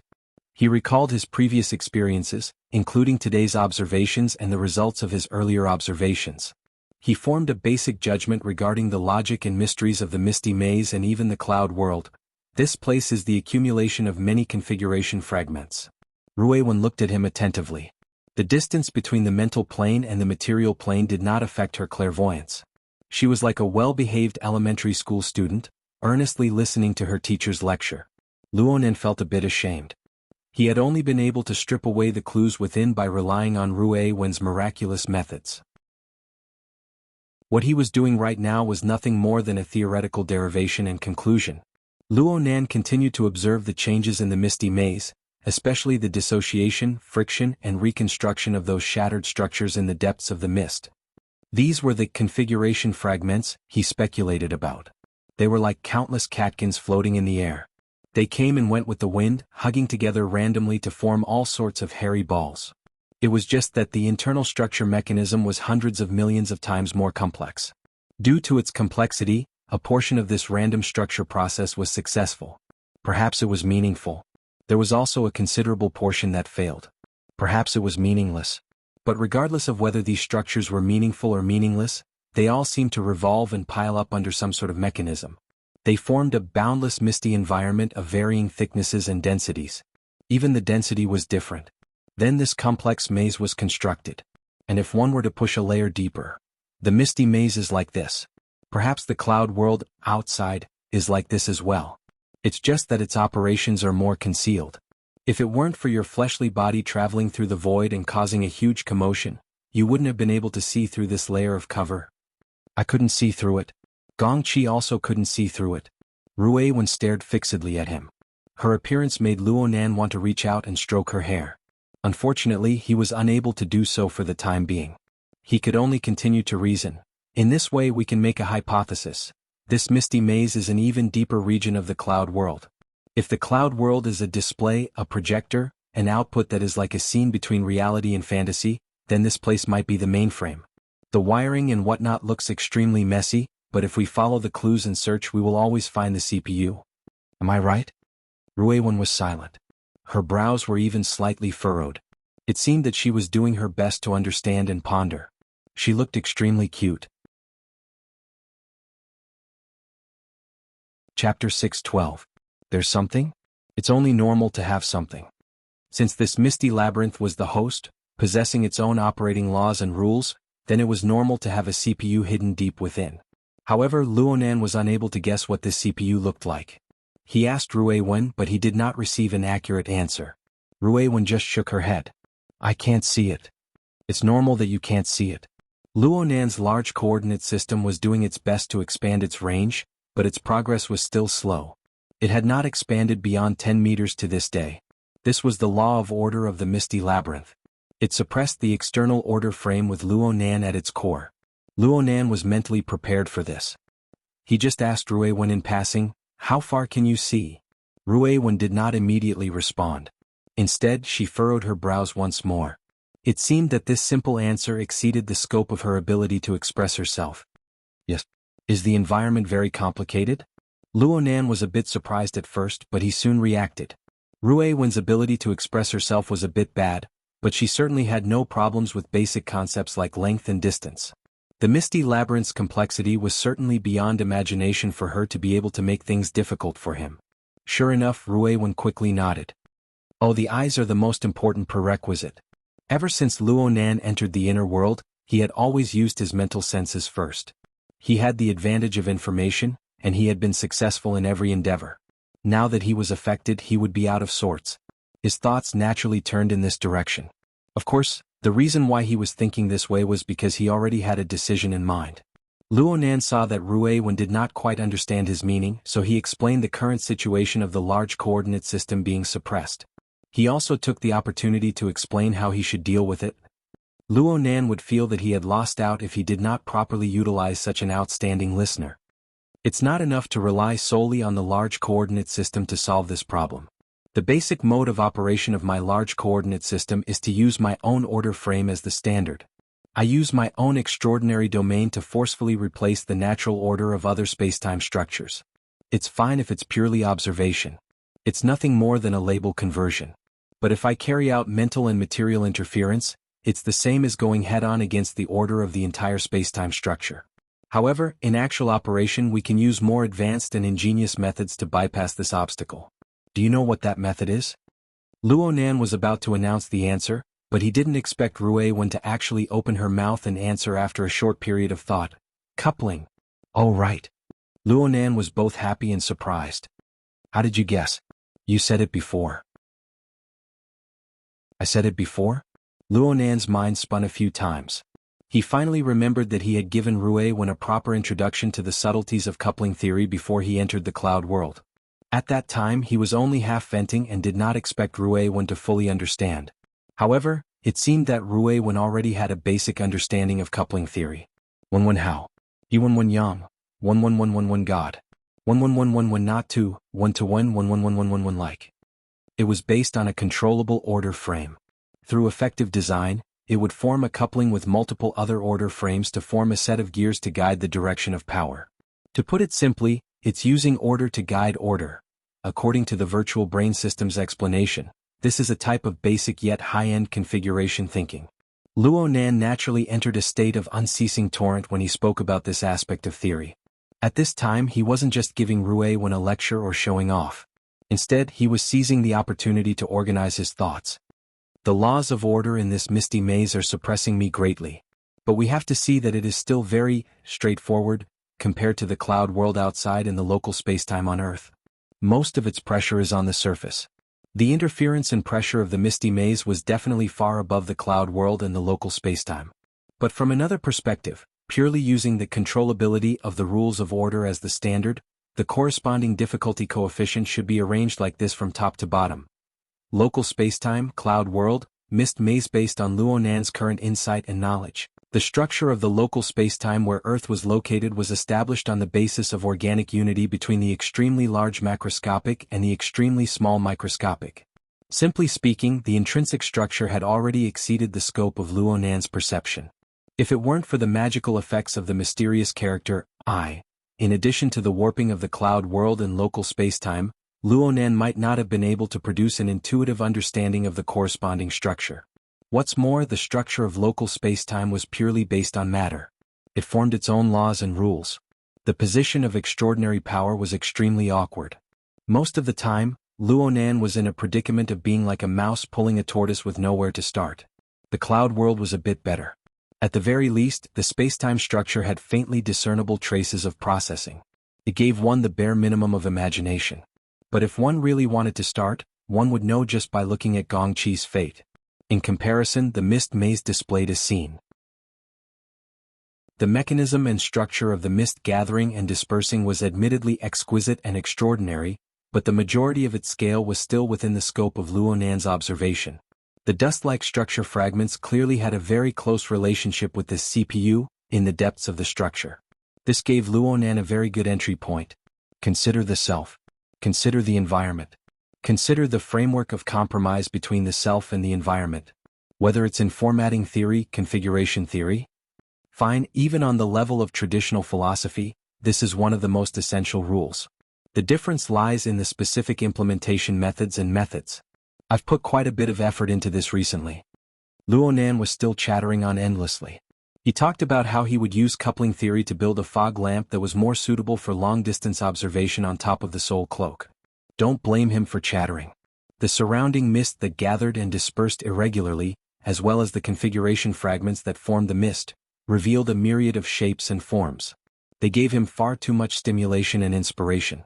Even though a considerable portion of these dust-like configuration fragments no longer possessed any structural significance, they still had an enormous base to support them. They still displayed astonishing diversity. Just from the range of 10 meters that Luonan was currently able to observe, a conservative estimate was that the number of flying, gathered, and dispersed configuration fragments would exceed 100 million. Even if the vast majority of them were destroyed, the remaining ones could be divided into at least 10 major categories according to the discrimination theory of the virtual brain system. There were 300 to 400 specific structures, and there were countless variations. The more Luonan probed, the more he couldn't extricate himself. For a beginner like him, this was the most extensive and most vivid living example. He could verify, he could practice, and he could temper himself as a reference. With these examples, the concise and dry theoretical descriptions on the user's manual seemed to come alive. They could manifest on the plane of reality at any time.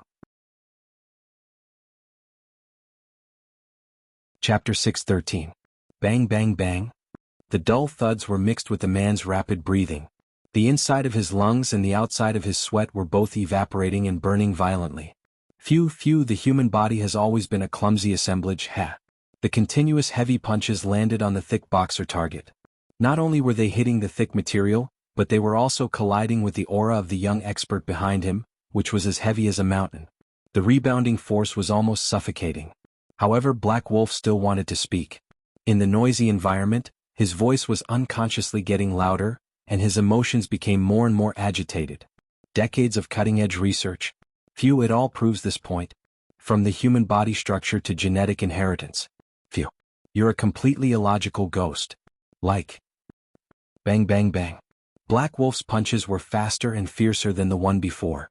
His clash with the boxer target also became more intense. His exchange with his sparring partner was already close to a confrontation. The two of them changed their footwork and moved their bodies, exceeding the standard of boxing champions in the normal world. The sparring partner's head blocked behind the boxer target and replied in a muffled voice, "The physical side is not weaker than the mental side." Upper limit, upper limit. Black Wolf jumped to attack, but he grimaced because of the pain in his spine. His punches were a little weaker, but his voice was getting louder and louder. How can a lousy foundation build a skyscraper? It's still a barbaric growth period. In the near future, few you. Again. Enough, Brother Black Wolf. I've had enough for today. The sparring partner could not take it anymore, not with his fists, but with his emotions. He jumped back, indicating that he should rest for a while. Black Wolf's bare upper body was already steaming. Beads of sweat hung on his eyelids. He bent over and gasped for breath. He only raised his eyelids and looked at the young sparring partner in front of him who was stronger than him. Phew, Lei, do you think that I look down on the physical side while I'm tired like a dog here? My words and actions don't match? No such thing. Lei took off the boxer target and wiped the sweat on his face. Actually, our dojo master said something similar. Oh? Lei smiled. Dojo master, you said that there is a limit to the human body, and you want me to come into contact with the exoskeleton technology to fully connect with the times, so I came to this training center? Your dojo owner runs a dojo, right? Not bad. Not only are you adept at imparting martial arts, you also have such a way of thinking. Black Wolf also threw down his boxing gloves and ended the final practice. He got off the ring with Lei. Actually, in ancient times, many traditional philosophies already had this understanding. Just like in Buddhism, it is said that the human body is a stinky skin bag. Isn't there a saying that goes, "Fill up the stinky skin bag all day long, when will the day come for transcendence and reach the shore?" For us cultivators, we mainly use it to overcome disasters and temper our minds. It's fine as long as it's enough. We can't hang on to this tree forever. If there's a chance, we can totally find another way. Lei did not know how to respond. Black Wolf grinned, revealing his sharp canine teeth. At our level, immortal souls are no longer empty talk. It's still the same saying, the physical body is only the foundation for germination, not a cage to trap. So, I'm very open-minded now. When my injuries are more or less healed, I'll apply for a deep physical transformation to improve the physical body and the environment for my soul. Or I should thank you. You're my benefactor who woke me up. No. Lei was dizzy when a phone call came in. He secretly sighed and picked it up without even looking. But in the next moment, he suddenly froze on the spot and straightened his back even more. Auntie Luo. Oh, I'm not with Nanster right now. It's fine, it's definitely fine. Ruiwen is also very familiar with them. Definitely. I know she's with Nanster. Yes, don't worry, it's definitely fine. The phone call was quickly hung up. In just a few short sentences, Lei's body was already drenched in sweat from his training. He subconsciously shivered. Oh my God. Black Wolf was a little puzzled. What's wrong? An elder is asking me about something. Wait a moment. Another phone call came in. This time Lei glanced at it. It was Xie Junping. Brother Ping, Auntie Luo also called you? No wonder. Don't use me as an excuse. How would I know where Ruiwen went? That girl comes and goes like a ghost? Did she order breakfast from Sister Cat Eyes this morning? Then she must have gone to Gear. Okay, Gear is full of people right now. It's not convenient for Brother Chin and the others.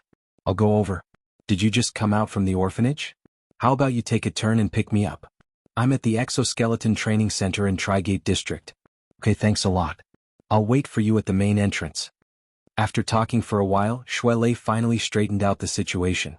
He turned his head and said, Brother Black Wolf, you see, I have something to do over here.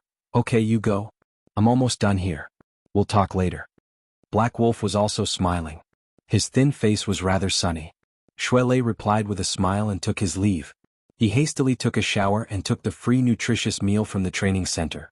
He waited by the side of the road while eating. A few minutes later, he saw Xie Junping's phantom flying car drive over. The two were familiar with each other, so Lei didn't regard himself as an outsider. He stuffed the nutritious meal into his mouth, puffed his cheeks and helped open the door and get on the car. It was already nighttime by now. People were coming out from the training center one after another. Among them was Black Wolf's thin, tough and valiant figure. The two called out to Black Wolf. Someone drove over to pick him up. They waited for him to get on the car and Xie Junping drove away. Xie Junping casually asked, "Who was that?"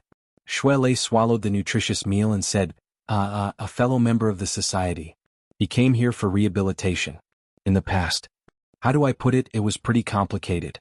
To put it simply, I was the main culprit who made him come here for rehabilitation. It was at the end of September when the human-faced arachnid disaster happened.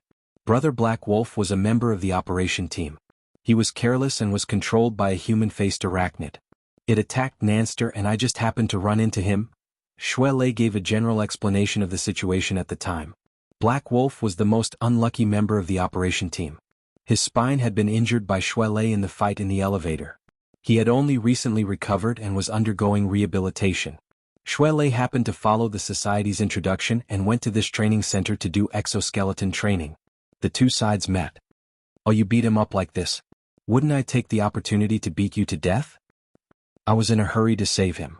Besides, Brother Black Wolf is quite magnanimous. He's a bit... What's wrong? Nothing. I just wanted to ask, Brother Ping, what do you think about the relationship between body and soul when you study and cultivate with Dean Wan? Forget it, it's useless to ask. Xie Junping laughed. Under the influence of Dean Wan, the order of creators he belonged to could be said to be the most staunch materialist.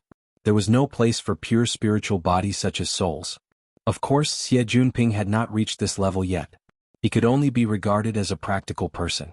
As long as he could cultivate extraordinary power, he had no other desires. Seeing that the topic was drifting toward cultivation, Xie Junping glanced at the rearview mirror and said, "The one behind Black Wolf, right? His car has been following behind." "Are you sure?" We, the Order of Creators, must maintain a high sensitivity to all specific material structures. This car has been following us since we left the training center, and the distance hasn't changed. Could it be that Black Wolf wants to find a place to beat you up? Shui Lei laughed. Don't think too much. There's only one main road back to the city in the Trigate district. We're not going back to the city, we're going to Acumen College. We've already switched to 2 city highways in the middle and it's still following us. Although that was what they said, neither of them took it seriously. What happened behind them seemed to be fair and above board. Maybe it was just a coincidence? But half an hour later, they arrived at Acumen College and entered the underground parking area. Looking at the flying car behind them, they couldn't help but look at each other. Xie Junping gasped. He's not really here for revenge, right? Can I get out of here first? As they spoke, the car behind them pulled up. The window on one side opened and Black Wolf waved at them. Lei, you're here too? Isn't it the weekend today? Shui Lei greeted them from behind Xie Junping. He couldn't help but be surprised. Brother Black Wolf, you guys are... Black Wolf grinned. Senior brother and I took a private job from the Starry Sky Club, so we came over to take care of it. The senior brother Black Wolf spoke of was the person sitting in the driver's seat. He looked to be middle-aged. His hair was slightly gray and he gave off a sense of vicissitudes. Apart from that, there were almost no other striking features. While Hei Lang was talking about himself, he nodded to Shui and Xie in acknowledgement. He looked calm and reserved, not the kind of person who liked to socialize. Everyone had things to do, so they didn't say much. They parked their cars and parted ways. Xie Junping and Shui Lei took the streetcar. The exit was near the South Bank Auditorium, so they could only walk for the rest of the journey. They hadn't even taken a few steps on the bridge when they heard a noise in the sky. Lights gathered and projected into the forest. It was a light transport plane that could take off and land vertically. It was specially used to transport equipment and supplies. Looking at the position where the transport plane was hovering, Shui Lei gasped. What's with this big scene? I have too much money to burn. Xie Junping was like an extreme hater of the rich, drawing Shui Lei's sidelong glance. Xie Junping continued to smirk. The more I work, the more I find these silk pants to be an eyesore. *CK. It wasn't easy to build up this place and now it's turned into a construction site. Xie Junping's feelings for gear could be said to be second only to Luo Nan's. This building had been cleaned and renovated twice, and he had been the one to do it each time. He hadn't even paid this much attention to his own house. Xie Junping couldn't help but feel uncomfortable seeing the fruits of his labor change beyond recognition.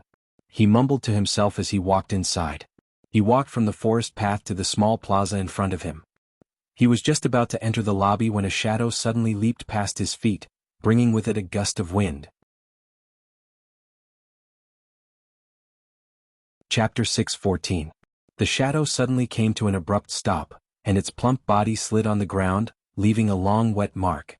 In the next second, Jerry, the muskrat that had already become Rue Wen's pet, plunged over and hugged Xie Junping's trousers with quite a bit of strength. Ouch, my pants, my shoes. No one knew where Jerry came from, but the fur on his body was half dry and half wet. He swung his long tail, causing the ground to crackle. He looked anxious and restless.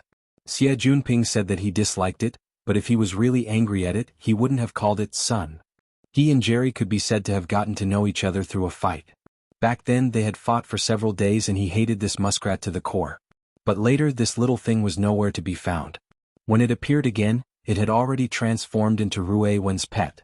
This was how people felt. The same target, but when looked at from a different perspective, the original torturous became nimble. The problem was that Jerry was quite aloof and cold. He was someone who would look at the dishes on a plate. Aside from beauties like Xuanhuan, Luonan and cat eyes, he loved to ignore everyone else. It was unprecedented for him to look for someone to back him up so impatiently. Xia Junping was amused. Hehe, you only think of me when there's something. Who provoked my son? While he was playing with it, an elevator went down to the lobby. A group of people went out and happened to meet Xia Junping and the others. The one in the lead was young and had a baby face. However, his eyes were filled with sharpness. When he saw Xia Junping, his attitude was subtle. Senior Xia, are you here to supervise again? Xia Junping looked up and smiled, then lied through his teeth. Brother O. It's not like that, I'm just taking a walk to digest my food. The younger brother O was au Quebec. He had just entered his first year of university, but he was already a senior figure in the Mysterious Arts Research Society. He was also a technical expert in the society, and he was quite accomplished in the research of the mysterious arts. Some time ago the Mystical Research Society was in a mess. The former president, Du Yong, had resigned and the team was restructured. OK had become the youngest vice president. Especially after the successful capital injection of LRCF, in a series of equity changes, his family's company became one of the top 5 major shareholders of the club. With this capital, this young man's voice in the club was very powerful. No one liked to be told what to do, especially by young and vigorous people. OK had always been rude to Xia Junping did not expect to be on good terms with everyone. Furthermore, the person in front of him was 5 to 6 years younger than him. There was no need for him to go against her forcefully. Otherwise he would be seen as a bully. He casually replied, then smiled and asked, "Shall we call it a day?" The corner of OK's mouth twitched. On the contrary, everyone is burning the midnight oil. Xia Junping was quite surprised. Is it that urgent? OK ignored him and walked straight out. The group of people behind him also followed him, looking rather imposing. It was a good thing that Xia Junping was in Acumen College. He had scoundrels and dogs everywhere. He casually stopped the person behind him. Old Hai, what's going on? Old Hai, who had been stopped, was someone who knew how to curry favor. His position in the Mystic Arts Research Society was neither high nor low, and he was also one of Xia Junping's eyes and ears. He immediately said, "It's very urgent. They say that they want to smash all the ice on the lake tonight." Like, Xia Junping and Shuelei didn't understand. OK, who had been in front, was very dissatisfied with his own subordinate, and an outsider in private. He turned his head and retorted, "Senior Xia, this has nothing to do with who you're supervising, right?" Xia Junping was not angry when he said this, but Jerry, who was under his feet, became even more irritable.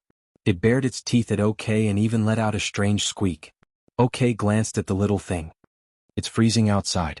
Senior, you should stay in the house and see if there are any areas that violate the rules. When you have time you can give your pet a vaccine. Also, carry it far away so that it doesn't get eaten by the cat." With that he walked out of the hall with large strides. Xia Junping was still not angry. Instead he vaguely grasped a certain important point. At that moment he didn't care about Jerry's half-wet fur. He bent down and reached out to carry the chubby little fellow in his arms. He chased after her with a cheeky smile. "With my son's skills, 1 or 2 stray cats are nothing. Speaking of which, old brother O, are you going to break the ice on the opposite side of the lake? Are you preparing to go winter swimming?" Humph. OK did not want to answer such a stupid question. In the end, Old Hai gave the answer. "It just so happens to be the other way around. The society wants to hold a flame ritual." Lighting a fire? Lighting a fire on water? Xia Junping's eyelids twitched. He and Shuelei glanced at each other. At the same time, they thought of the withered tree sandbar that stood alone in the middle of the lake. Shuelei sucked in a breath of cold air. He couldn't help but open his mouth to ask, but Xia Junping gave him a meaningful glance. He wanted him to first confirm Luonan and Xuanhuan's state. Xia Junping continued to ask OK with a thick face, "Brother O, the water fire is quite innovative. But lighting a fire in the middle of a jungle is a bit of a procedural problem. You don't mind having a discussion, right?" OK shot him a cold glance. He wanted to curse, but he still remembered Xie Juanping's position in the student council. The corner of his mouth twitched. Okay. It just so happens that a professional team has arrived. We don't need to go through the procedures again. At this time, there were already people coming down from the transport aircraft. They unloaded the equipment and made the preliminary preparations. It looked like it was indeed as OK said. It was a professional team. The Mystical Research Society was willing to pay the capital. They really did have the capital. Xie Juanping shot them a glance and chuckled. Fine. Then we'll have a discussion on the spot. Actually, there was no need for a formal discussion. Xie Juanping and his gang of scoundrels could get a general idea of what was going on. Old Hai, are you guys playing with water turning into oil? Old Hai was stuck in the middle, feeling quite awkward. He could only chuckle. It's the reconstruction and deduction of a mysterious ritual? Mysterious ritual? Shuelei was even more surprised. OK was really impatient. Senior Xie, you're a supervisor. There's no need to include the details of our society's activities, right? Everyone has a curious heart. Xie Juanping was still laughing. Old Hai, who was familiar with Xie Juanping, was shocked by his shamelessness. To put it bluntly, this was the result of him getting to know Luonan and following Dean Wan to train. Ever since he experienced the magnificence and wonders of the inner world, he looked at the little problems in a corner of Acumen College. His attitude was completely different. In the end, OK was still young. He was extremely annoyed by Xie Juanping's shameless pestering, but he couldn't find a reason to turn hostile. He simply turned his head and ignored Xie Juanping. At this time, Old Hai could only continue to be responsible for explaining. We want to reconstruct and reproduce the elusive secret ritual. You've heard of this, right? So what if you look down on me? Don't forget, my best friend is a member of your society. Our school's student council has always been concerned about the direction of the society's activities. Xie Juanping had already completed his search at the speed of light as he spoke. The elusive secret ritual was one of the most famous and ancient mysterious rituals of the West. Some people say that it originated in the 19th century BC. It was fused with religious mythology during the ancient Greek era to obtain a stronger vitality. Through the stimulation of the search results, Xie Juanping had a faint impression of it. There was an introduction to it in the History of Religion course. Luonan seemed to have mentioned it some time ago. Old Hai continued to explain. He said that the Mystic Arts Research Society was preparing to reproduce this mysterious ritual in gear on the North Bank. Of course, they weren't just copying it. In fact, the details of this ritual had long since been buried in the dust of history. If they wanted to reproduce it, they could only reconstruct it creatively.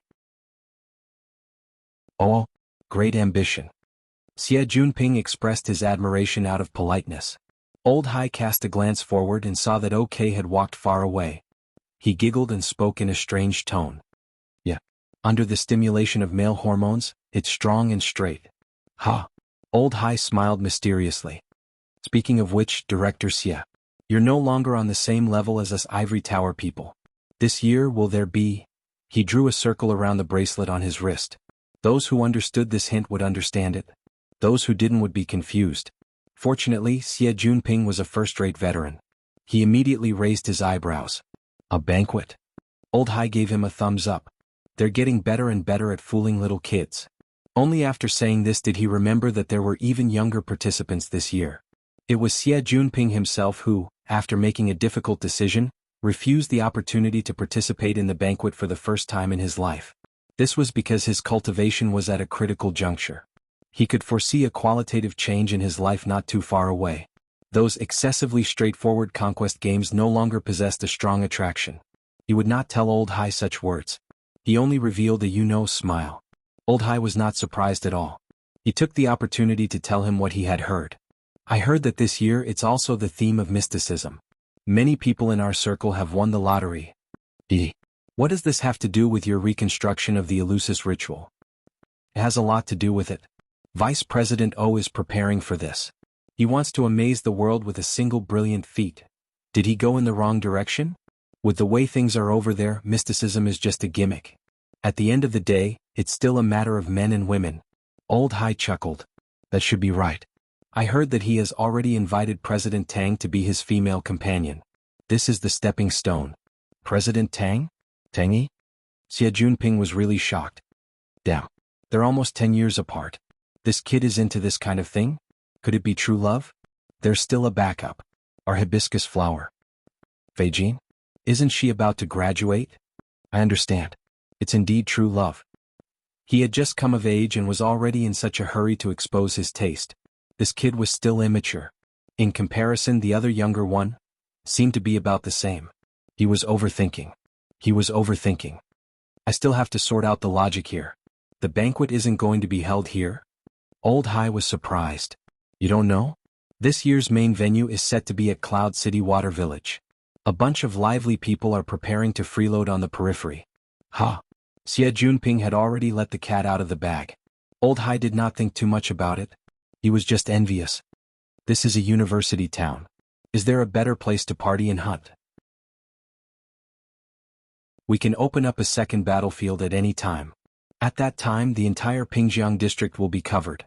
This group of scum is getting more and more arrogant. Xie Junping spat. His heart was itching. Fortunately, he immediately remembered Dean Wan's teachings. He recited the words, "Material nature is supreme," to settle his mind.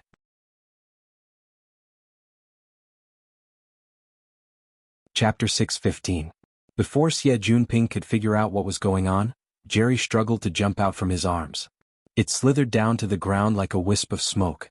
It crossed the dense barrier of trees with a few steps and leaped onto the surface of the lake. It didn't care about the different layers of ice on the surface of the lake. It dashed towards the center of the lake. Son. Jerry? Xie Junping didn't manage to catch it, nor did he call it back. He just watched helplessly as the muskrat disappeared into the darkness. Everyone is very busy. Senior Xie, can't you go somewhere else to walk your pet? OK's tone was becoming more and more unkind. Young people always cared more about other people's evaluations. OK didn't hear the conversation between Xie Junping and Old Hai clearly, but he subconsciously felt that it wasn't anything good. He just wanted this eyesore to get the hell out of here. The problem was that no matter how mischievous Xie Junping was and how humble he was, Xie Junping wasn't afraid of Quebec. Xie Junping acted as if he hadn't heard anything and walked 2 steps forward to the lakeside. He stared blankly at the surging lake water between the lakeside and the cracked layer of ice. Jerry, this little thing. What in the world was going on? There was also the tremor just now. At first he thought it was an earthquake, but then he felt that it wasn't like it. This was because the source of the tremor was too shallow and too close from the perspective of physical perception. After a rough calculation of the location, it seemed like Luonan's worrisome. Xie Junping let his imagination run wild by the lakeside. OK didn't get a response, so his mood worsened. Unfortunately, he couldn't really shed all pretense of cordiality. He could only suppress his anger and give an order to the captain of the engineering team beside him. The de-icing operation and the subsequent anti-freezing measures are your specialties. It's your job. However, we have very high requirements for the operation. All operations must conform to our pre-designed ideas. It was hard for him to not be in a good mood. However, the engineering captain knew that this was a big client.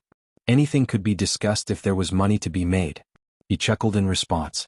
This afternoon, the engineering team used integrated mapping equipment to complete the topography of the lake area. They had also received the Mystic Arts Research Society's blueprints. They pulled them out and communicated with OK and the others on a few specific issues. Xie Junping saw this scene. This was what he wanted to know. He rushed over to take a look. There were rigorous and neat engineering drawings, and there were also mysterious magic arrays. If it were a month ago, Xie Junping would have seen his brain explode when he was faced with the structures and symbols of mysticism that represented special images. But right now, under the influence of Dean Wan's fundamental studies of matter properties, even if he did not know much about some of the special symbols, he could basically guess 60 to 70% of them by observing their structure and direction. Of course, this was also because a group of amateurs had limited skills. As he watched, Xie Junping's expression became serious. Soon, a smile appeared on his face and he moved closer to Quebec, younger O. OK was so annoyed that he didn't even bother to show basic courtesy. He gritted his teeth and said, "Do you even want to check the construction qualification?" No need, no need. The Mystical Research Society had always been dependable. Actually, during this period of time, I've also begun to be interested in mysticism. I've also done some research in private. OK looked at him with a gaze that said, "Are you kidding me?" Xie Junping winked at him and slid his hand on the projection of the design drawings. From the design drawings, this is a combination of magic arrays. It's not complete enough. It might be a problem with the level, Seeing OK sneer, Xie Junping immediately continued, but it might also be because it needs to be coordinated with the mysterious ritual in time. If it can really be activated, I think that the extraordinary the direction of magic power should be from the four sides of the lake to the center of the lake. The final destination is the withered tree sandbank. Am I right? OK subconsciously looked at old Hai, who had shrunk back. He told you? Xie Junping laughed and continued to communicate. In terms of the overall structure of this set of drawings, does it lack a point of qualitative change? This time OK was really shocked. You really know? No, I was just blindly thinking. I thought that if I could see it with my eyes, there would definitely not be such a big mistake with so many professionals like you. Of course not. OK still gave a certain amount of respect to professionals. He reached out and pointed at the center of the lake in the dark. We will use flame to represent sublimation. The qualitative change will happen after the withered tree is ignited. Sure enough. Kids nowadays are so stubborn. When Xie Junping thought about the secret space in the withered tree and the rabid dog that could fly into a rage at any moment, he felt that it was not a good thing to watch the young man seek his own death. He wanted to earn some merit from the living. Junior brother, the Holistic Research Society is indeed full of wonderful ideas. But about the burning of the tree, we need to talk about it. OK looked at him warily. Senior Xie, you don't know much about our society's activities, so there is no need to say some things. You also know nothing about the terror of some people. Since he had grasped the situation, Xie Junping stopped smiling and stared at Quebec. Brother, no matter what activity it is, it must conform to the rules of the game. OK had long wanted to shed all pretense of cordiality. Hearing this, he sneered again. Are you talking about the school's approval? The school office, the student council, the parent-teacher conference, including the society office that Senior Xie is in. If there are any missing procedures, feel free to mention it. If there is one missing, the project will be immediately dropped.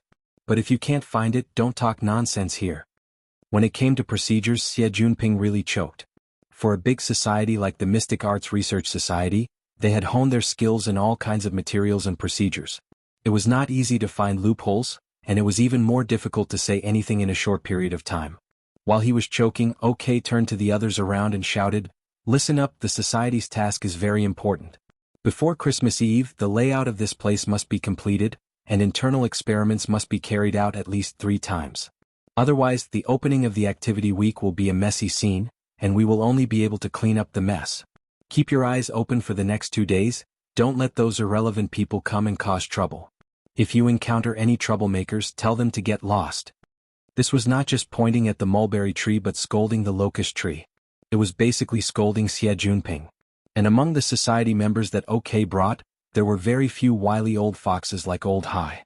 Most of them were newbies who had just entered the society, or perhaps they had long been aware of this. They had been working like cows and horses for the society for many years. Each and every one of them responded to the vice president's admonishment without end. They behaved extremely obediently, setting off OK's imposing manner. Xie Junping cursed OK in his mind for not recognizing good intentions. He was just about to think of another method when a voice suddenly entered his ears. It was very familiar. If it wasn't for you tormenting me, I would probably be in the same state right now. The corner of Xie Junping's eyes jumped. He turned his head to look and saw the crazy dog protecting his home, that he had just cursed silently. He didn't know when, but he was already not far behind Xie Junping. He was leaning against the shore of the lake, casting his gaze very calmly. "Are you a ghost? When did you get here?" "Just now." Only now did Xie Junping understand the meaning of Luonan's words just now. Luonan was probably talking about the unforeseen event that happened on the day they first met. Luonan brushed shoulders with the Mystic Arts Research Society, but he had an even better opportunity. "Yeah, you want to thank me?" Xie Junping was just about to tease Luonan when he saw Luonan's overly calm gaze. His heart twitched a bit. Speaking of which, Luonan was a master of perception that was publicly acknowledged throughout the world. Even if they were in the underground laboratory, this bit of distance was completely meaningless to him. And from multiple channels of information, Luonan seemed to be getting more and more used to using his fists to solve problems. Could it be that a murder was going to happen at Gear tonight? He subconsciously wanted to ease the atmosphere. Let's not get angry with a child. "Hey, you came out wearing this?" Xie Junping suddenly noticed that Luonan's upper body was only wearing a thin shirt despite the freezing weather. There was the school badge of Acumen College on his chest. Were all awake in this willful? Luonan went, oh. It seemed that he was completely indifferent to the bitter cold weather. At the same time, he was completely indifferent to what was happening at the shore of the lake. This wasn't right. Xie Junping was a bit stupefied. He subconsciously wanted to find more evidence, but he turned his head and saw Shui lay not far away. There was also Ruiwen, the person they were looking for. Oh, wasn't the jacket that the little girl was wearing Luonan's? He couldn't see anything else clearly due to the dim lighting. From the looks of it, could it be that she accidentally fell into the water? Xie Junping didn't have the time to think too much at this moment. OK had finished venting his temper at the group of laborers, and he saw a few more people appear at the shore of the lake. It must be known that he had just said that he was going to get rid of the miscellaneous people. Wasn't this a slap to his face? OK's baby face turned green. He was just about to open his mouth to berate Luonan. Luonan suddenly walked up to him. Vice President.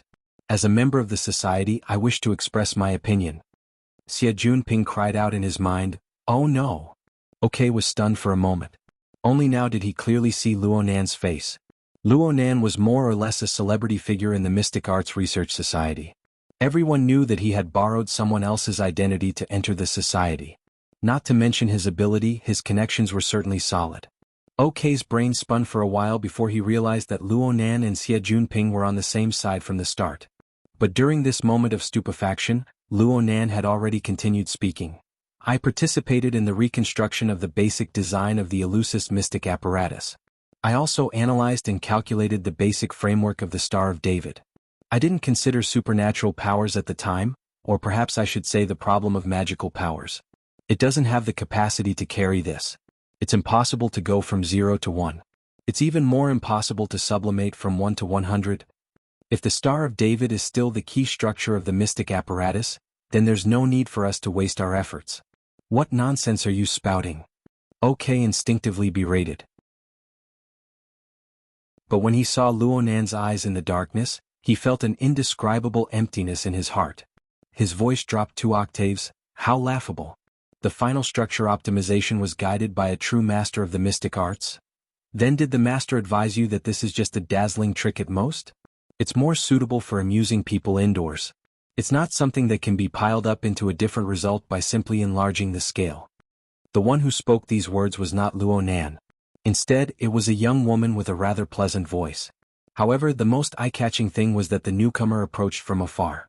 When she arrived at the lakeside, she went directly to Luonan's side. She gently pulled on the crook of Luonan's arm and kissed him. Luonan's brows furrowed for a moment. OK looked as if he had been struck by lightning. His baby face was flushed red with shame and indignation. Even his voice became sharp. Senior Sister Fei. Xie Junping shivered. In an instant, the lakeside seemed to have entered the filming location of a third-rate melodrama. The atmosphere of the early stages completely collapsed. You're tuning in to this sword dance in the vast sky YouTube channel. Don't forget to subscribe and join us on this journey to catch the most captivating stories.